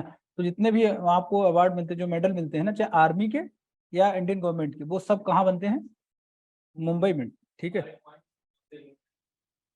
उसमें बहुत सारे, कोई एक नहीं होता है ना उसमें, हाँ, क्योंकि एक का आप ले देखिए, कारण क्या है, चलिए बात, क्या कैमरा नहीं चल रहा, अच्छा, देखिए 1 रुपए का जो कॉइन था, 1 रुपीज कॉइन, बांग्लादेश आपका पड़ोसी जानते होंगे, बांग्लादेश ने क्या किया, इस 1 रुपए कॉइन को परचेज कर दिया।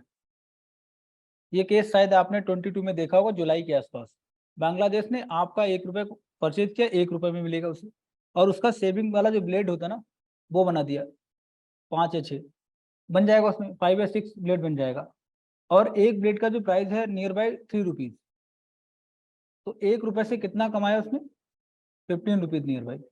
इसीलिए कंडीशन है, आप अगर पेमेंट करना चाहते हैं किसी को, तो 1000 रुपीज से ज्यादा आप कॉइन से नहीं कर सकते, ये लीगल हो जाएगा, ठीक है। पेमेंट अगर आपको करना है तो 1 रुपीज 2 रुपीज इस तरीके से, स्पेशल कॉइन की बात इसमें नहीं होगी, तो मैक्सिमम 1000 तक।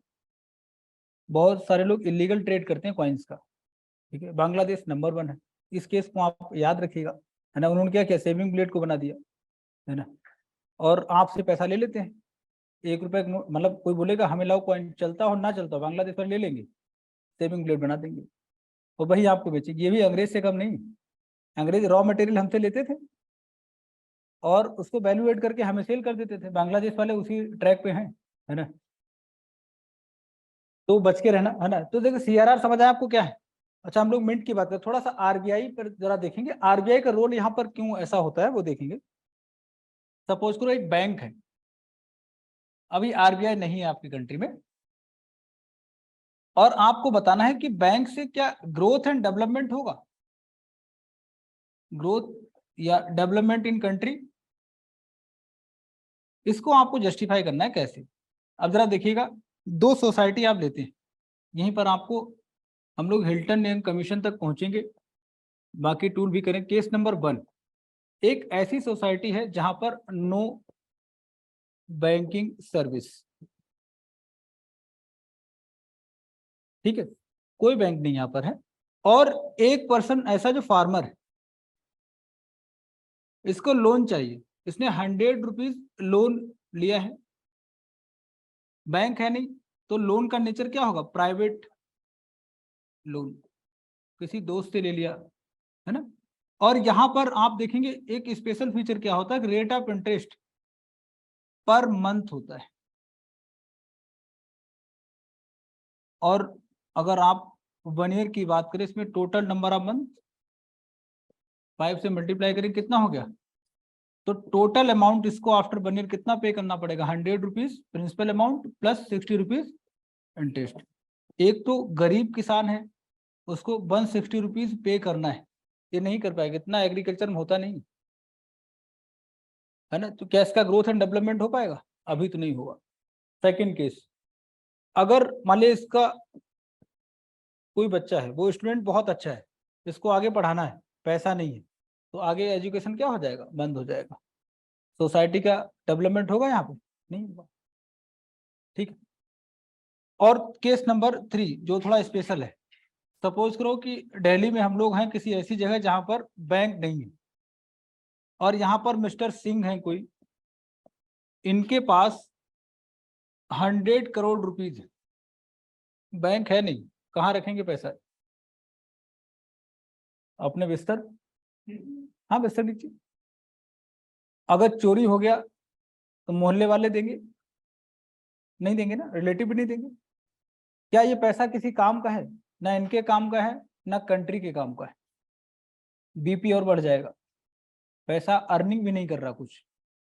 आइडियल मनी वो होता है जो अपने बदले कुछ आपको कमा के दे, अर्निंग करे, रेट ऑफ इंटरेस्ट या प्रोडक्शन करे, कुछ कहीं लगाए।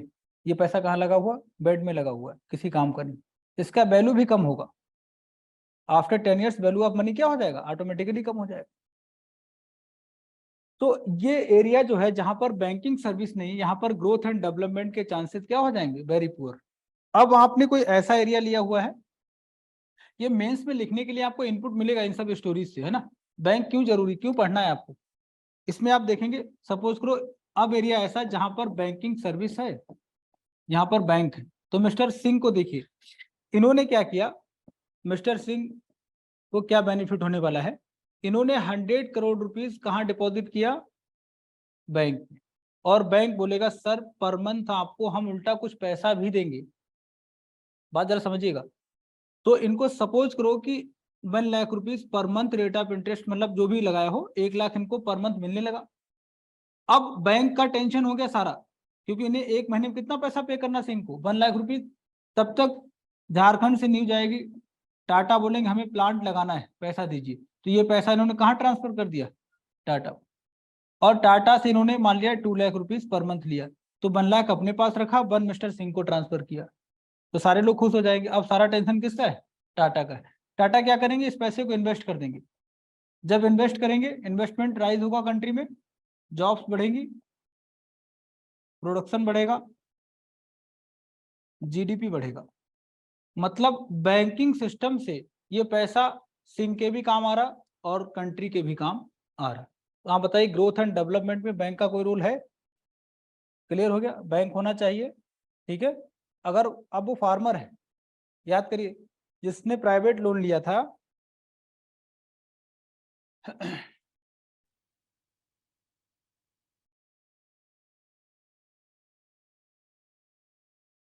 बैंक से लोन इसको मिलेगा, और मान लिया 7% रेट ऑफ इंटरेस्ट लगेगा, उसको आफ्टर 1 ईयर कितना पे करना है? 100 rupees principal amount plus 7 rupees, 107।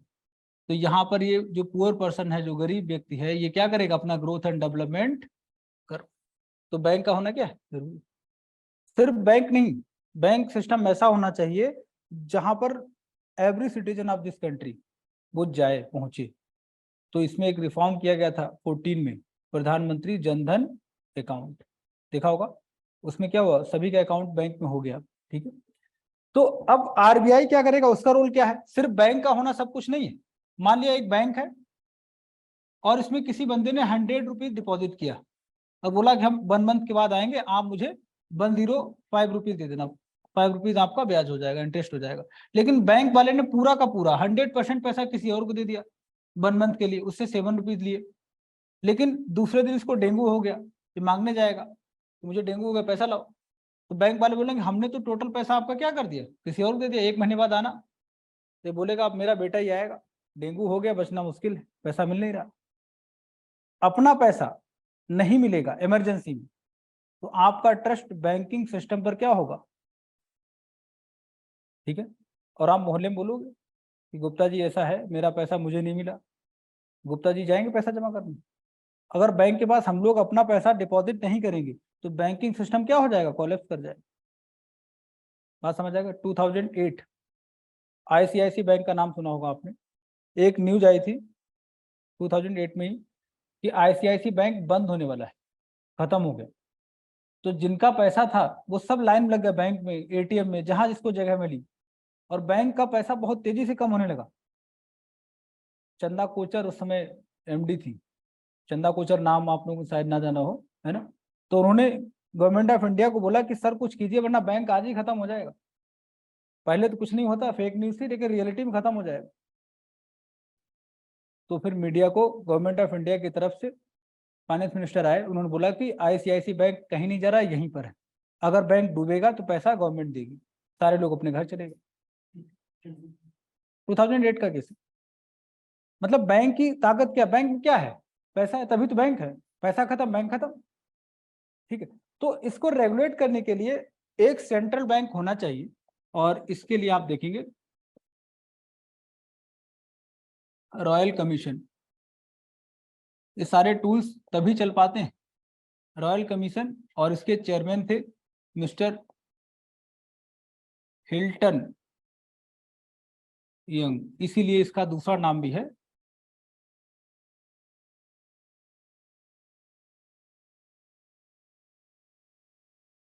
इस गवर्नमेंट ने, मतलब इस कमीशन ने सजेस्ट किया था कि सर एक सेंट्रल बैंक कंट्री में होना चाहिए, और इनकी बात को माना गया।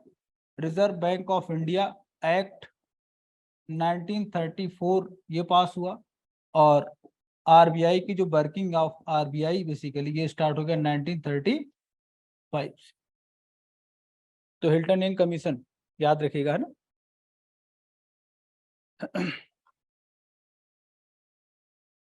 अब आप बताइए, आरबीआई रेगुलेशन के लिए होना चाहिए, आरबीआई भी जरूरी है, पैसा प्रिंट करना है, सप्लाई करना है, मॉनेटरी पॉलिसी को रेगुलेट करना है, कौन करेगा, रिजर्व बैंक ऑफ इंडिया।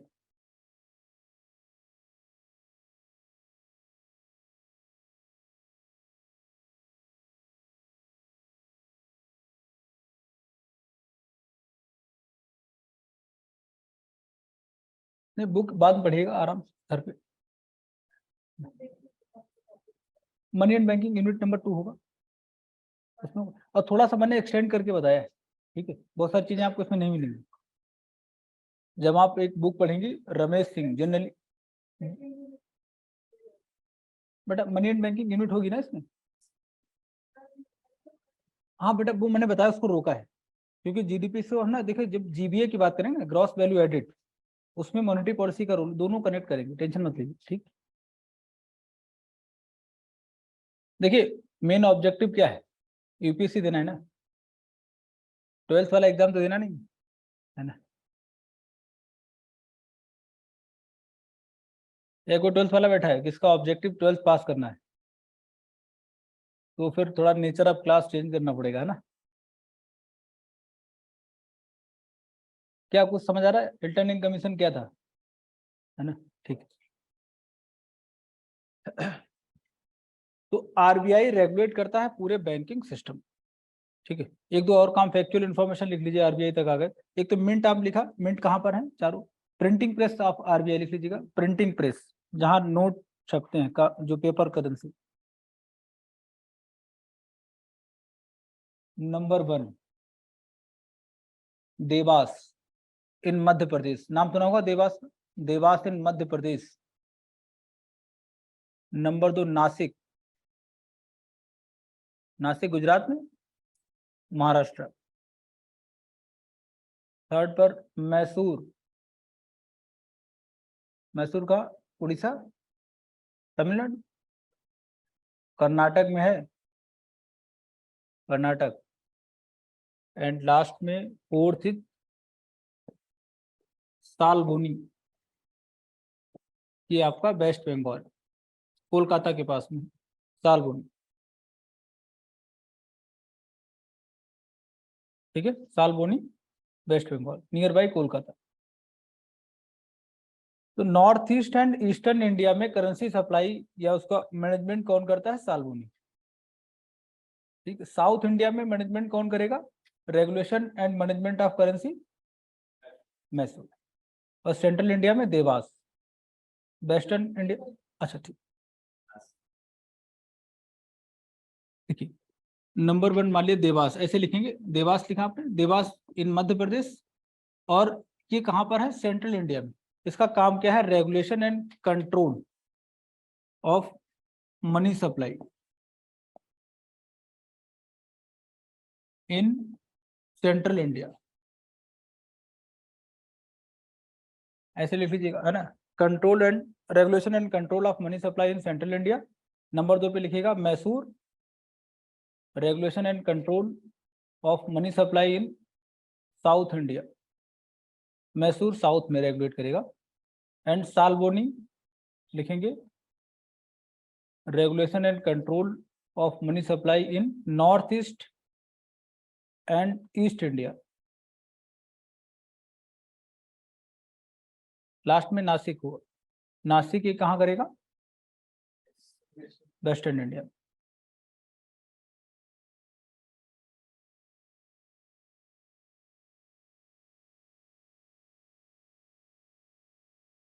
₹2000 का जो करेंसी नोट अपना न्यूज में है, क्योंकि ये शायद अब नहीं दिखेगा आपको, है ना। सेल्फी ले लीजिए उसके साथ, है ना, है ना। सेल्फी एक होनी चाहिए ना, ओल्ड करेंसी है ना, selfie with old currency in memories, है ना। कलर उसका बहुत अच्छा था, है ना। अब ये सारी बातें होंगी। बहुत अच्छा नोट था, देखने में बहुत अच्छा था। छोटे बच्चे रोते थे, दिखा तो खुश हो जाते थे, है ना। अभी शायद 200 का नोट भी कभी न कभी हमें लगता है ये भी साइकिल से बाहर जाएगा ना। 500 तो नया, मतलब वो तो चलेगा। 1000 मिलेगा फिर से। बड़ी करेंसी का इम्पैक्ट होता है। देखिए कॉइन की बात करें, कॉइन का साइज अगर हम छोटा या बड़ा कर देते तो क्या इसका इम्पैक्ट पड़ता है? कॉइन का साइज थोड़ा बड़ा करेंगे, इट मीन्स कि मेटल की डिमांड क्या हो जाएगी। अब ये देखिए यूपीएससी क्या पूछेगा, आप उसका एंगल समझिए। साइज आप कॉइन अगर इंक्रीज करते हैं तो मेटल ज्यादा कंज्यूम होगा, और मेटल तो लिमिटेड है। या तो आरबीआई को दीजिए या मार्केट इंडस्ट्री में। अगर आरबीआई डिमांड ज्यादा करेगा तो इंडस्ट्री में सप्लाई क्या हो जाएगी, मेटल की कम होगी। बात को समझ पा रहे हो क्या? जब सप्लाई कम तो रॉ मटेरियल क्या हो जाएगा, महंगा हो जाएगा, ज्यादा पे करना पड़ेगा। जो भी आप बनाएंगे वो फिर जनता को जो है, हम लोगों को ज्यादा महंगा खरीदना पड़ेगा। तो मतलब कॉइन क्या करता है, इसीलिए अगर हमारी इकोनॉमी डिजिटल हो जाएगी तो फिर इसका इम्पैक्ट जो है पॉजिटिव रहेगा हमारी मार्केट। एक एंगल ये भी है, समझ आई बात नहीं। तो इस तरीके से यूपीएससी आपको जो है सोच, मतलब बोलता है कि भाई सोचिए, क्योंकि बाकी बच्चों वाला तो है नहीं, ये कोई नहीं पूछेगा कि नोएडा में मतलब मिंट है नहीं, ये तो मैंने ऐसे बता दिया पढ़ने के लिए, है ना। तो साइज ऑफ कॉइन क्या होना चाहिए ये भी। और जब आप बात करते हैं कॉइन की भी, मान लिया देखिए एक होता है फेस वैल्यू और एक है रियल वैल्यू, दोनों में डिफरेंस होता है। सपोज करो ₹2000 का करेंसी नोट है, अब एग्जांपल इसी के ले लें तो नहीं रहेगा अब, है ना। तो इस पे कितना नोट किया गया है गवर्नमेंट के द्वारा? ₹2000। ये है आपका फेस पे, ठीक। और जितना मटेरियल इसमें लगा है, मटेरियल वैल्यू, वो हो जाएगा रियल वैल्यू। 2000 का करेंसी नोट अगर उसको आप फाड़ दीजिए तो वेट तो उतना ही रहेगा, किसी कबाड़ी वाले के पास ही जाएगा, फिर कितने में खुलेगा वो? ₹1, ₹2 या भगा देगा? लास्ट वाला ऑप्शन ज्यादा अच्छा है, भगा देगा, मैं उसके किसी काम का नहीं। तो मतलब क्या है, 2000 करेंसी नोट में real value and face value में डिफरेंस है नहीं, सेम कॉइन में होता है। लेकिन सिल्वर कॉइन की बात करें या गोल्ड कॉइन, इन दोनों में, इन दोनों के कोई भी अगर कॉइन आप लेते हैं, इसमें generally face value and real value equal होती है, ठीक है। मोहम्मद बिन तुगलक के बाद भूल गया था, उसने एनसीईआरटी नहीं पढ़ी थी, है ना, तो इसलिए उसको ज्यादा नुकसान हुआ था। पता होगा ना, हिस्ट्री में पढ़ेंगे आगे, है ना। तो ये सब एग्जांपल नोट करके लिख लिया करो, है ना, silver coin and gold coin. हालांकि कॉपर कॉइन के साथ भी यही होता है, लेकिन दो ज्यादा फेमस रहते हैं ना। लेकिन शायद से ऐसा है ना कि कॉइन्स का जो मैन्युफैक्चरिंग है तो वो कुछ लाइक पॉइंट से ज्यादा है, लाइक मेकिंग में जितना उसका वैल्यू। फॉर एग्जांपल अगर ₹1 का कॉइन है तो उसका मैन्युफैक्चरिंग इज आई गेस 1.5 का, ऐसा कुछ है। उसको इक्वल नहीं होगा। नहीं बेटा, इक्वल इन द सेंस कि अगर वो ₹1 नहीं है मान लिया उसमें नहीं लिखा हुआ है, ये सपोज को 10 रुपीज का कॉइन है, अब वो नहीं चल रहा, किसी काम का नहीं, तो मैं कितने में आपसे परचेज करूंगा? मान लिया मैं मतलब उसका क्या कर सकता हूँ? कुछ नहीं करेंगे। कौन खरीदेगा, कौन परचेज करेगा? बच्चे भी नहीं खरीदेंगे, किसी काम का नहीं है ना। उसमें मेटल जो लगा है, अगर मैं कुछ ऐसा काम करता हूँ जिसमें उस मेटल को मैं बांग्लादेश में हूँ, ब्लेड बनाता हूँ, सेविंग ब्लेड, तब मैं उससे परचेज कर सकता हूँ भाई। वो एक अलग से इलीगल केस है, किसी कंट्री की करेंसी को आप ऐसे नहीं कर सकते। एक कंट्री ऐसा है जो इजराइल की करेंसी को मिसयूज करता है ना। इजराइल परेशान हो गया उससे। कौन सा कंट्री है? पैलेस्टाइन। उसने क्या किया, उसने इजराइल की करेंसी को अडॉप्ट कर लिया। उसकी अपनी एकमात्र ऐसा country, only one country in the world जिसकी अपनी कोई करेंसी नहीं, चोरी से काम करता है, या तो इजराइल की करेंसी या फिर डॉलर, दो से काम। उसकी अपनी कोई करेंसी अभी तक नहीं, टिल द डेट, है ना। इजराइल की करेंसी का नाम क्या है? कोई नहीं, है ना, शेकेल। और ये चोरी हो गया तो उसने नया करेंसी इशू कर दिया, नाम क्या है? New shekel. और हमारा दोस्त है इजराइल, तो हो सकता है करेंसी नई लाने में ये आइडिया काम आया हो, है ना। तो ये सब चीजें पढ़ ली। देखिए जब आप स्टार्टिंग की फेज में ना, तो अपने नेबरिंग की करेंसी पता होनी चाहिए। भूटान की करेंसी क्या है?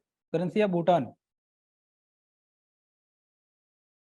ना, करेंसी आप भूटान। हाँ बताइए। अच्छा नहीं, नेगोल ट्रम्प देख के बता रहे हैं? अच्छा ऐसे नहीं। तो ये काम थोड़ा कर लीजिएगा जब भी आपको टाइम मिले। अपने जो नेबरिंग कंट्रीज है ना, बताया होगा लास्ट वाली क्लास में, या एक बार उसको काम कर लीजिएगा। खैर हम लोग वापस आते हैं। तो रिजर्व बैंक ऑफ इंडिया का काम क्या है? बहुत सारे काम है। अभी हमें देखना मॉनेटरी पॉलिसी को। तो CRR समझ आया, बैंक रेट क्या है, ओपन मार्केट ऑपरेशन। आगे देखते हैं। पहले दोनों भाई जैसे हैं उनको जरा देख लीजिएगा, repo rate and reverse repo rate. इनको जरा समझिए पहले क्या है। बस आप हेडिंग डाल के समझना स्टार्ट करेंगे, repo rate and reverse repo rate. Board पर ध्यान देंगे, repo rate and reverse repo rate. देखिए, रिजर्व बैंक ऑफ इंडिया,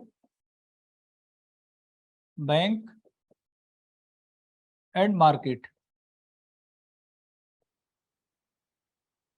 ठीक है।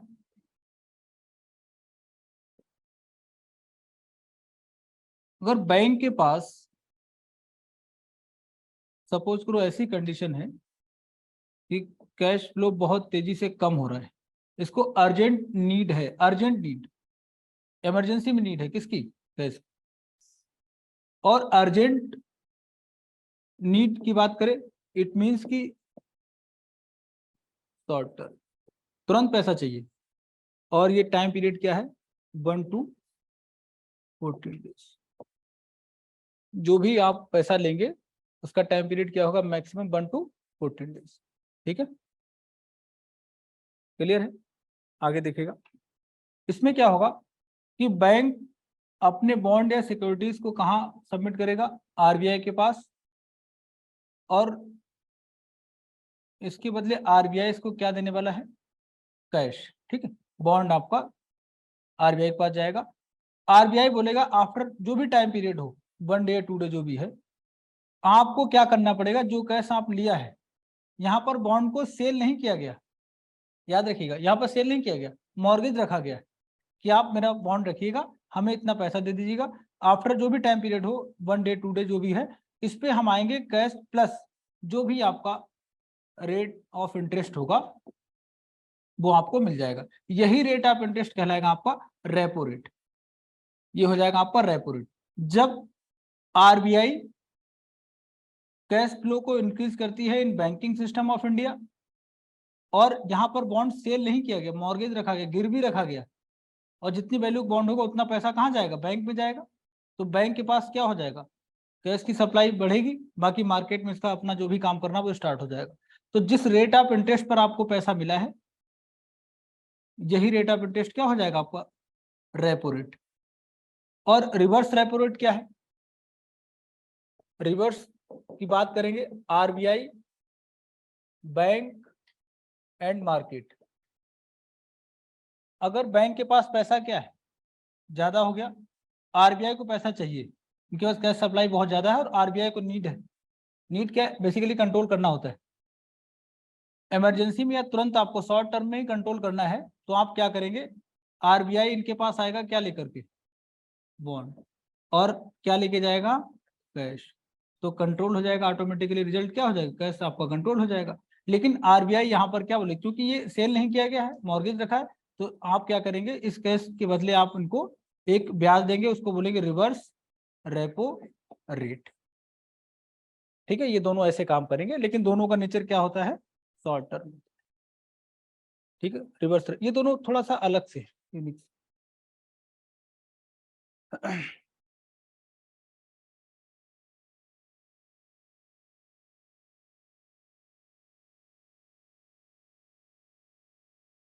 मॉनेटरी पॉलिसी के जो रेट चेंज होते हैं, पुराने आर्टिकल आपको मिलेंगे, मैं डेट जरा देख रहा हूँ, अगर मिल जाएगा उसको आप देखना और आर्टिकल को अंडरस्टैंड करने की कोशिश करना, ऐसा क्यों हो रहा है।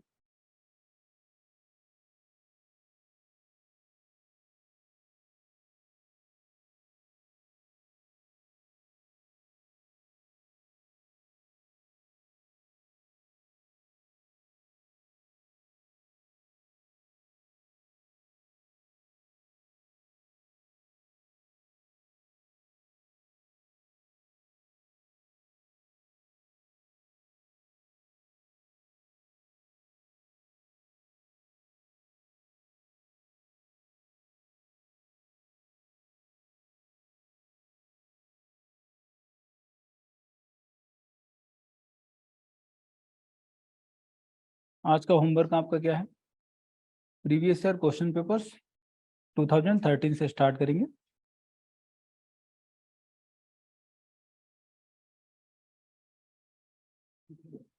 हाँ पीटी, ठीक, बैंकिंग से पीटी में क्वेश्चन आएगा, मेंस में बेटा सब कुछ। हाँ सर, ठीक,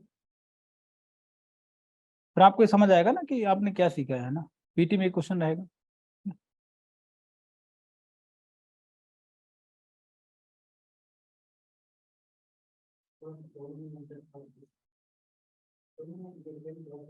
बेटा डिफरेंस क्या है, अगर बैंक के पास पैसे नहीं है तो बैंक को पैसा मिलेगा, तो रेट ऑफ इंटरेस्ट मतलब इंटरेस्ट कौन पे करेगा, बैंक।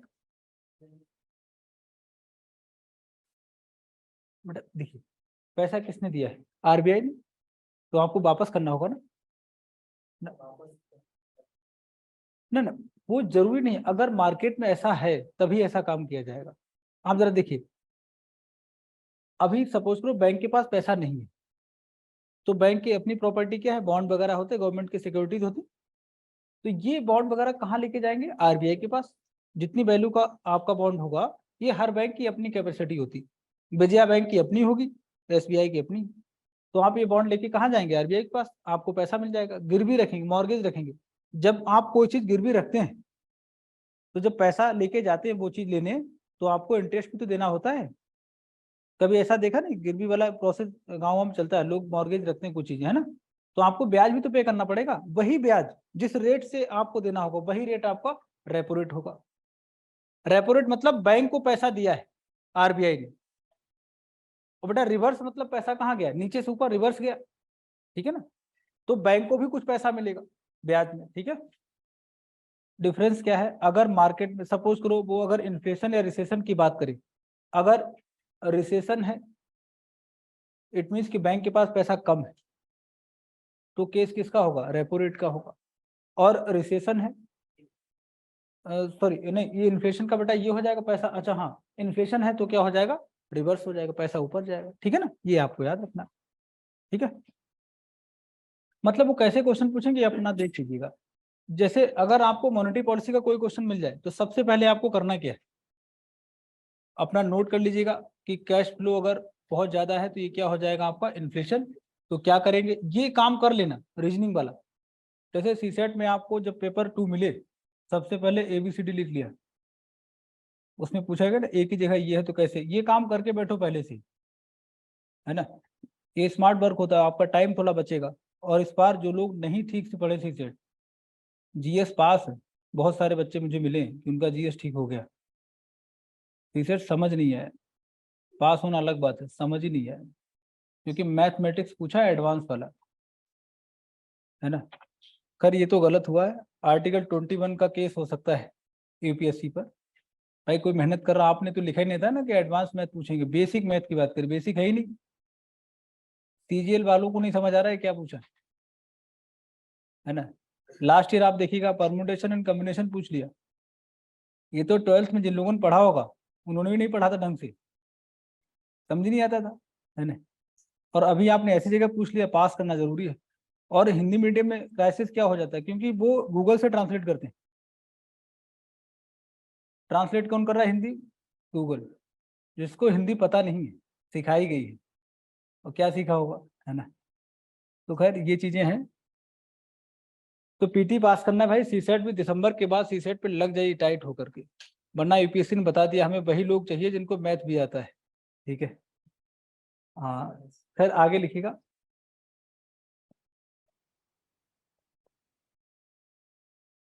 एसएलआर की बात करेंगे।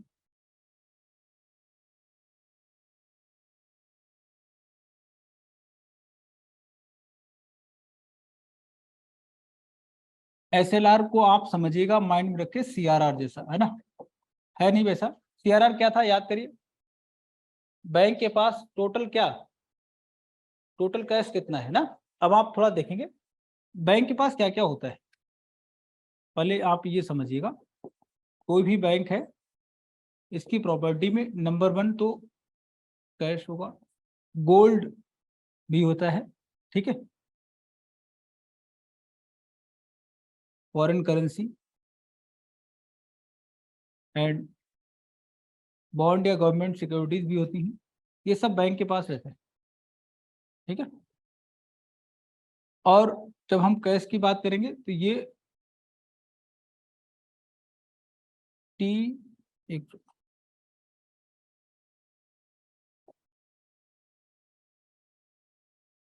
NDTL अंडरलाइन कर लेंगे, NDTL, ठीक है। तो ये टोटल प्रॉपर्टी होती है। NDTL मतलब ये होता है जब भी आप बैंक जाते हैं तो जनरली आपका जो बैंक के साथ काम होता है वो 2 फॉर्म में होता है। एक क्या रहेगा, सेविंग अकाउंट के रूप में आप काम करते हैं, सेविंग्स के रूप में, सेविंग अकाउंट जैसे जनरली आपका अकाउंट हो जाएगा। और एक अकाउंट का नाम आपने देखा हो, करंट अकाउंट। करंट अकाउंट भी ऐसे बिहेव करता है जैसे सेविंग अकाउंट, बट ये है कि इसकी थोड़ी सी फैसिलिटीज ज्यादा होती। और थर्ड वन, आप बैंक जाते हैं डिमांड ड्राफ्ट के लिए, DD। इन तीनों का नेचर क्या होता है, कभी भी डिमांड की जा सकती। आपके पास क्या होगा अभी, सेविंग अकाउंट, आप जाइए ATM में पैसा निकाल लीजिएगा, कभी भी डिमांड कर सकते। कोई कंपनी है उसके पास कौन सा अकाउंट है, करंट अकाउंट, जब चाहे पैसा विड्रॉ कर सकती है। And DD demand draft, DD बनवाया होगा शायद आपने, या एक प्रोसेस होता था, जैसे आपको कहीं पेमेंट देना, फीस वगैरह पे करनी है ना, तो DD बनवाते थे। DD कैसे बनेगा, बैंक जाएंगे, पैसा डिपॉजिट करेंगे और उतनी वैल्यू का आपको DD मिल जाएगा। जिसके नेम पर आप बनाएंगे ना DD, वो कभी भी विड्रॉ कर सकता है, कभी भी डिमांड कर सकता है। तो ये है बैंक की डिमांड लायबिलिटीज, क्लियर है ना। और यहाँ पर दूसरा क्या होगा, आपने कुछ पैसा आपने क्या क्या कर दिया, FD करा दिया, ये हो जाएगा टाइम लायबिलिटीज। FD करा दिया मतलब 10 ईयर्स के लिए आपने कुछ पैसा अपना क्या कर दिया, ब्लॉक कर दिया बैंक के पास। 10,000 दिया है, 15 मिलेगा, जो भी मिलेगा आपको, है ना, ये FD होता है। यही 2 मेथड्स हैं बैंक के पास पैसा जाने का। इन दोनों को हम क्या बोलते हैं, net demand and time liabilities, NDTL। तो बैंक के पास एक ये पैसा होता है, दूसरा गोल्ड या फॉरेन करेंसी या फिर बॉन्ड, ठीक है ना। यही पॉसिबिलिटी है बैंक के पास, जो भी अमाउंट रहता है। अब आप देखिएगा SLR में क्या होता है, NDTL समझ आया क्या। बाकी GS में जब बैंक आप पढ़ेंगे तो आप और उसको डीप में देखिए। देखिए Reserve Bank of India bank, और बैंक के पास टोटल प्रॉपर्टी जो भी है, टोटल एसेट्स वो सारे जितने भी हैं, क्या क्या था उसमें, गोल्ड भी है, फॉरेन करेंसी, कैश, सभी कुछ है ना। इसका जो टोटल वैल्यू होगा, सपोज करो 1000 करोड़ रुपीस बैंक के पास है। अब इसका कुछ परसेंटेज लोन साइकिल से बाहर रखना है, आपको अपने पास रखना है, लेकिन RBI इसको, मतलब सुपरविजन ऑफ RBI, मतलब कंट्रोल किसका रहेगा? आरबीआई का। और जनरली ये हेडक्वार्टर में मेंटेन किया जाता है बैंक के, यहाँ पर एक सीए बैंक का बैठेगा और एक जो होगा वो आरबीआई का। दोनों बैलेंस शीट बनाकर डेली अपडेट करते हैं आरबीआई। अभी कितना है टोटल वैल्यू इसका? 1000 करोड़ रुपीज। तो आरबीआई बोलेगा इसका कुछ परसेंटेज आप हमारी निगरानी में, हमारे सुपरविजन में लोन साइकिल से बाहर कर दीजिए। सपोज करो 10%, तो कितना हो जाएगा इसका 10%? 100 करोड़ रुपीज। तो 100 करोड़ कहाँ चला गया? आरबीआई के पास, मतलब लोन साइकिल से बाहर हो गया, आउट ऑफ लोन साइकिल। अब लोन प्रोवाइड करने के लिए आपके पास टोटल एसेट कितने बचे हुए? 900 करोड़ रुपीज। क्लियर है ना? अगर मार्केट में 900 करोड़ क्या करेगा? इन्फ्लेशन को बढ़ा देगा, तो हम क्या करेंगे? 10 को 15% कर देंगे, और अगर ये कम कर देगा तो हम हो सकता है 10 से क्या कर दें? 5 भी कर दें। ठीक है ना? मैकेनिज्म सेम रहेगी। डिफरेंस क्या है कि यहाँ पर इनमें से कुछ भी आप मिला करके जमा कर सकते हैं। और हमारे यहाँ क्या होता है, मान लिया 100 करोड़ आपको डिपॉजिट करना है आरबीआई के पास, तो आप कैश को थोड़ा सा कम करते हैं, क्योंकि एक बार आप मतलब डिपॉजिट कर चुके हैं, तो बाकी चीजें आपके पास, बॉन्ड कितना है वो आप सबमिट कर दीजिएगा, या फॉरेन करेंसी है, गोल्ड है, ये सब आप यहाँ पर डिपॉजिट कर सकते हैं। समझ आया दोनों में डिफरेंस क्या है? एक बार देख लीजिएगा। तो इन्फ्लेशन एंड रिसेशन में कैसे कंट्रोल करेंगे? With the help of SLR. Inflation में एसएलआर को क्या करेंगे? अगर मार्केट में इन्फ्लेशन है, इन्फ्लेशन का सोल्यूशन आपको चाहिए एसएलआर से, तो हम क्या करेंगे? थोड़ा सा इंक्रीज कर देंगे, यही होगा ना? और रिसेशन में क्या करेंगे? थोड़ा सा कम कर देंगे। ये आपके मॉनेटरी पॉलिसी के टूल्स। अब आप देखिएगा जीडीपी को इससे कनेक्ट अप करते हैं। ठीक है, अच्छा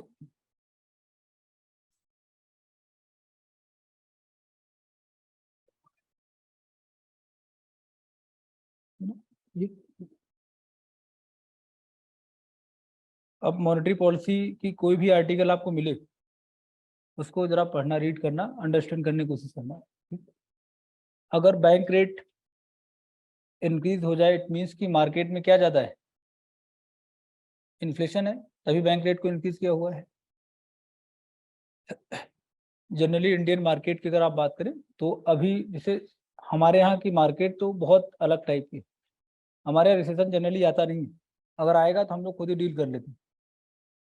जैसे मान लिया अभी अगर रिसेशन है तो शादियां स्टार्ट हो जाएंगी। रिसेशन के पीछे मतलब रीजन क्या है? डिमांड। शादियां चालू, डिमांड बढ़ जाएगा। देखा होगा ना आपने, हम लोग बहुत अच्छी थी मार्केट में है, शादी आदि करके निपटेंगे, मार्केट थोड़ा स्लो होगा।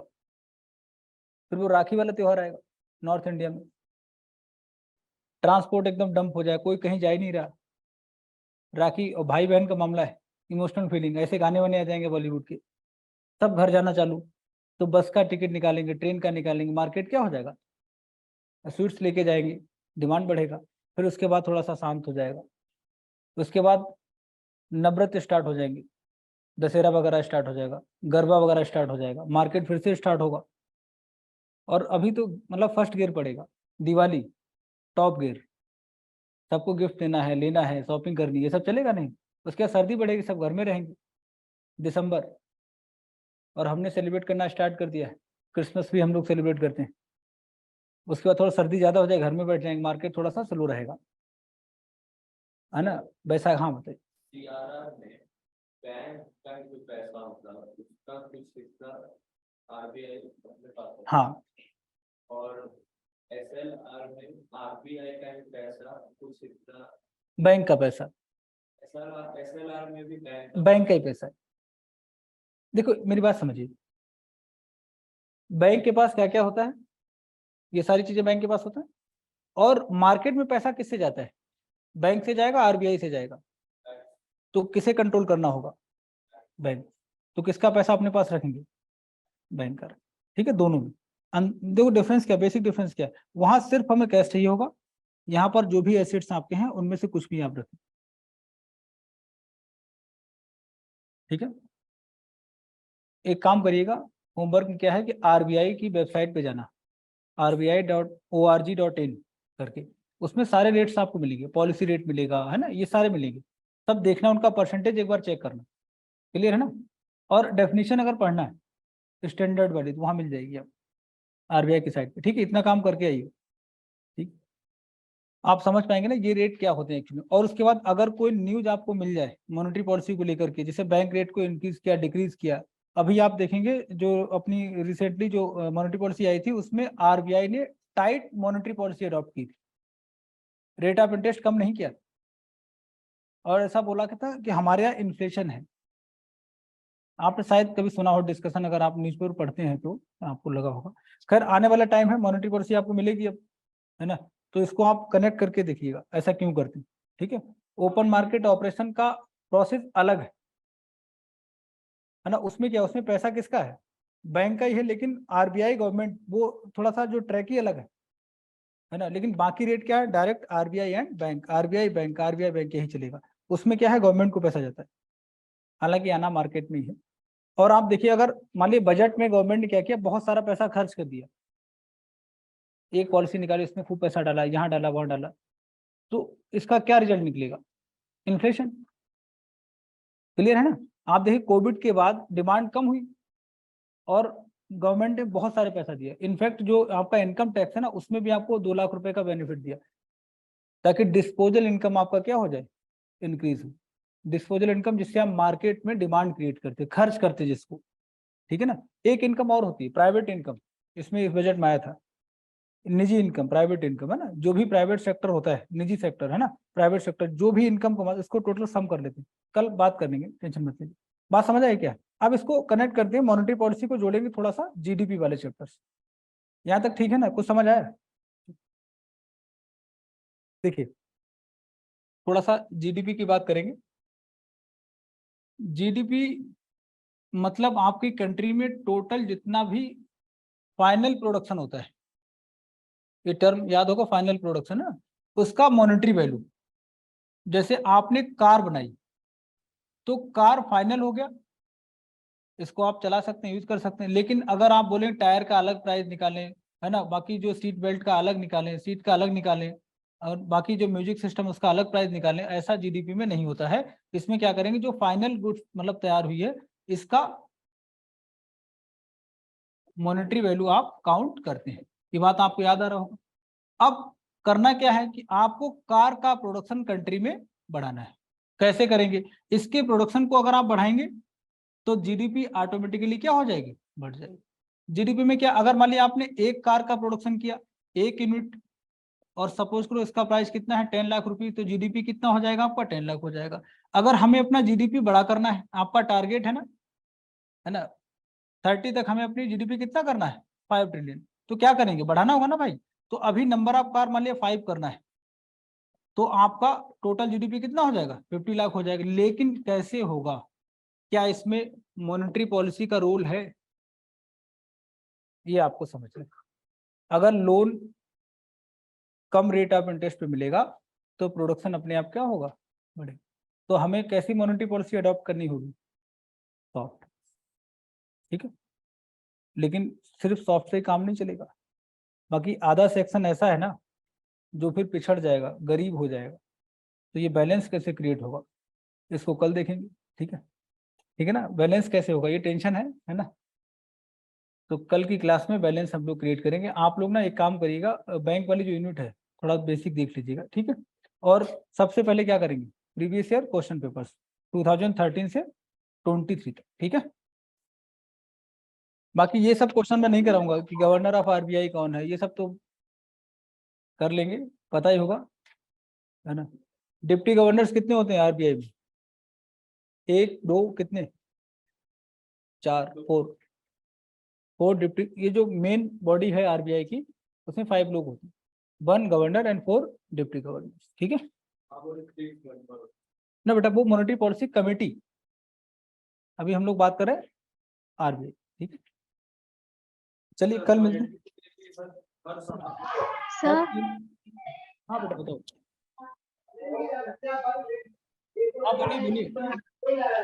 सर मैं आज जो टॉपिक्स पढ़ा है तो सारे है ना, जिसकी एक बार रीडिंग करनी है तो वो 12th के एनसीईआरटी की बुक से होती है, उसकी जो माइक्रो इकोनॉमिक्स है उसके अंदर से करनी है बेटा ना। मैक्रो हाँ हाँ मैक्रो में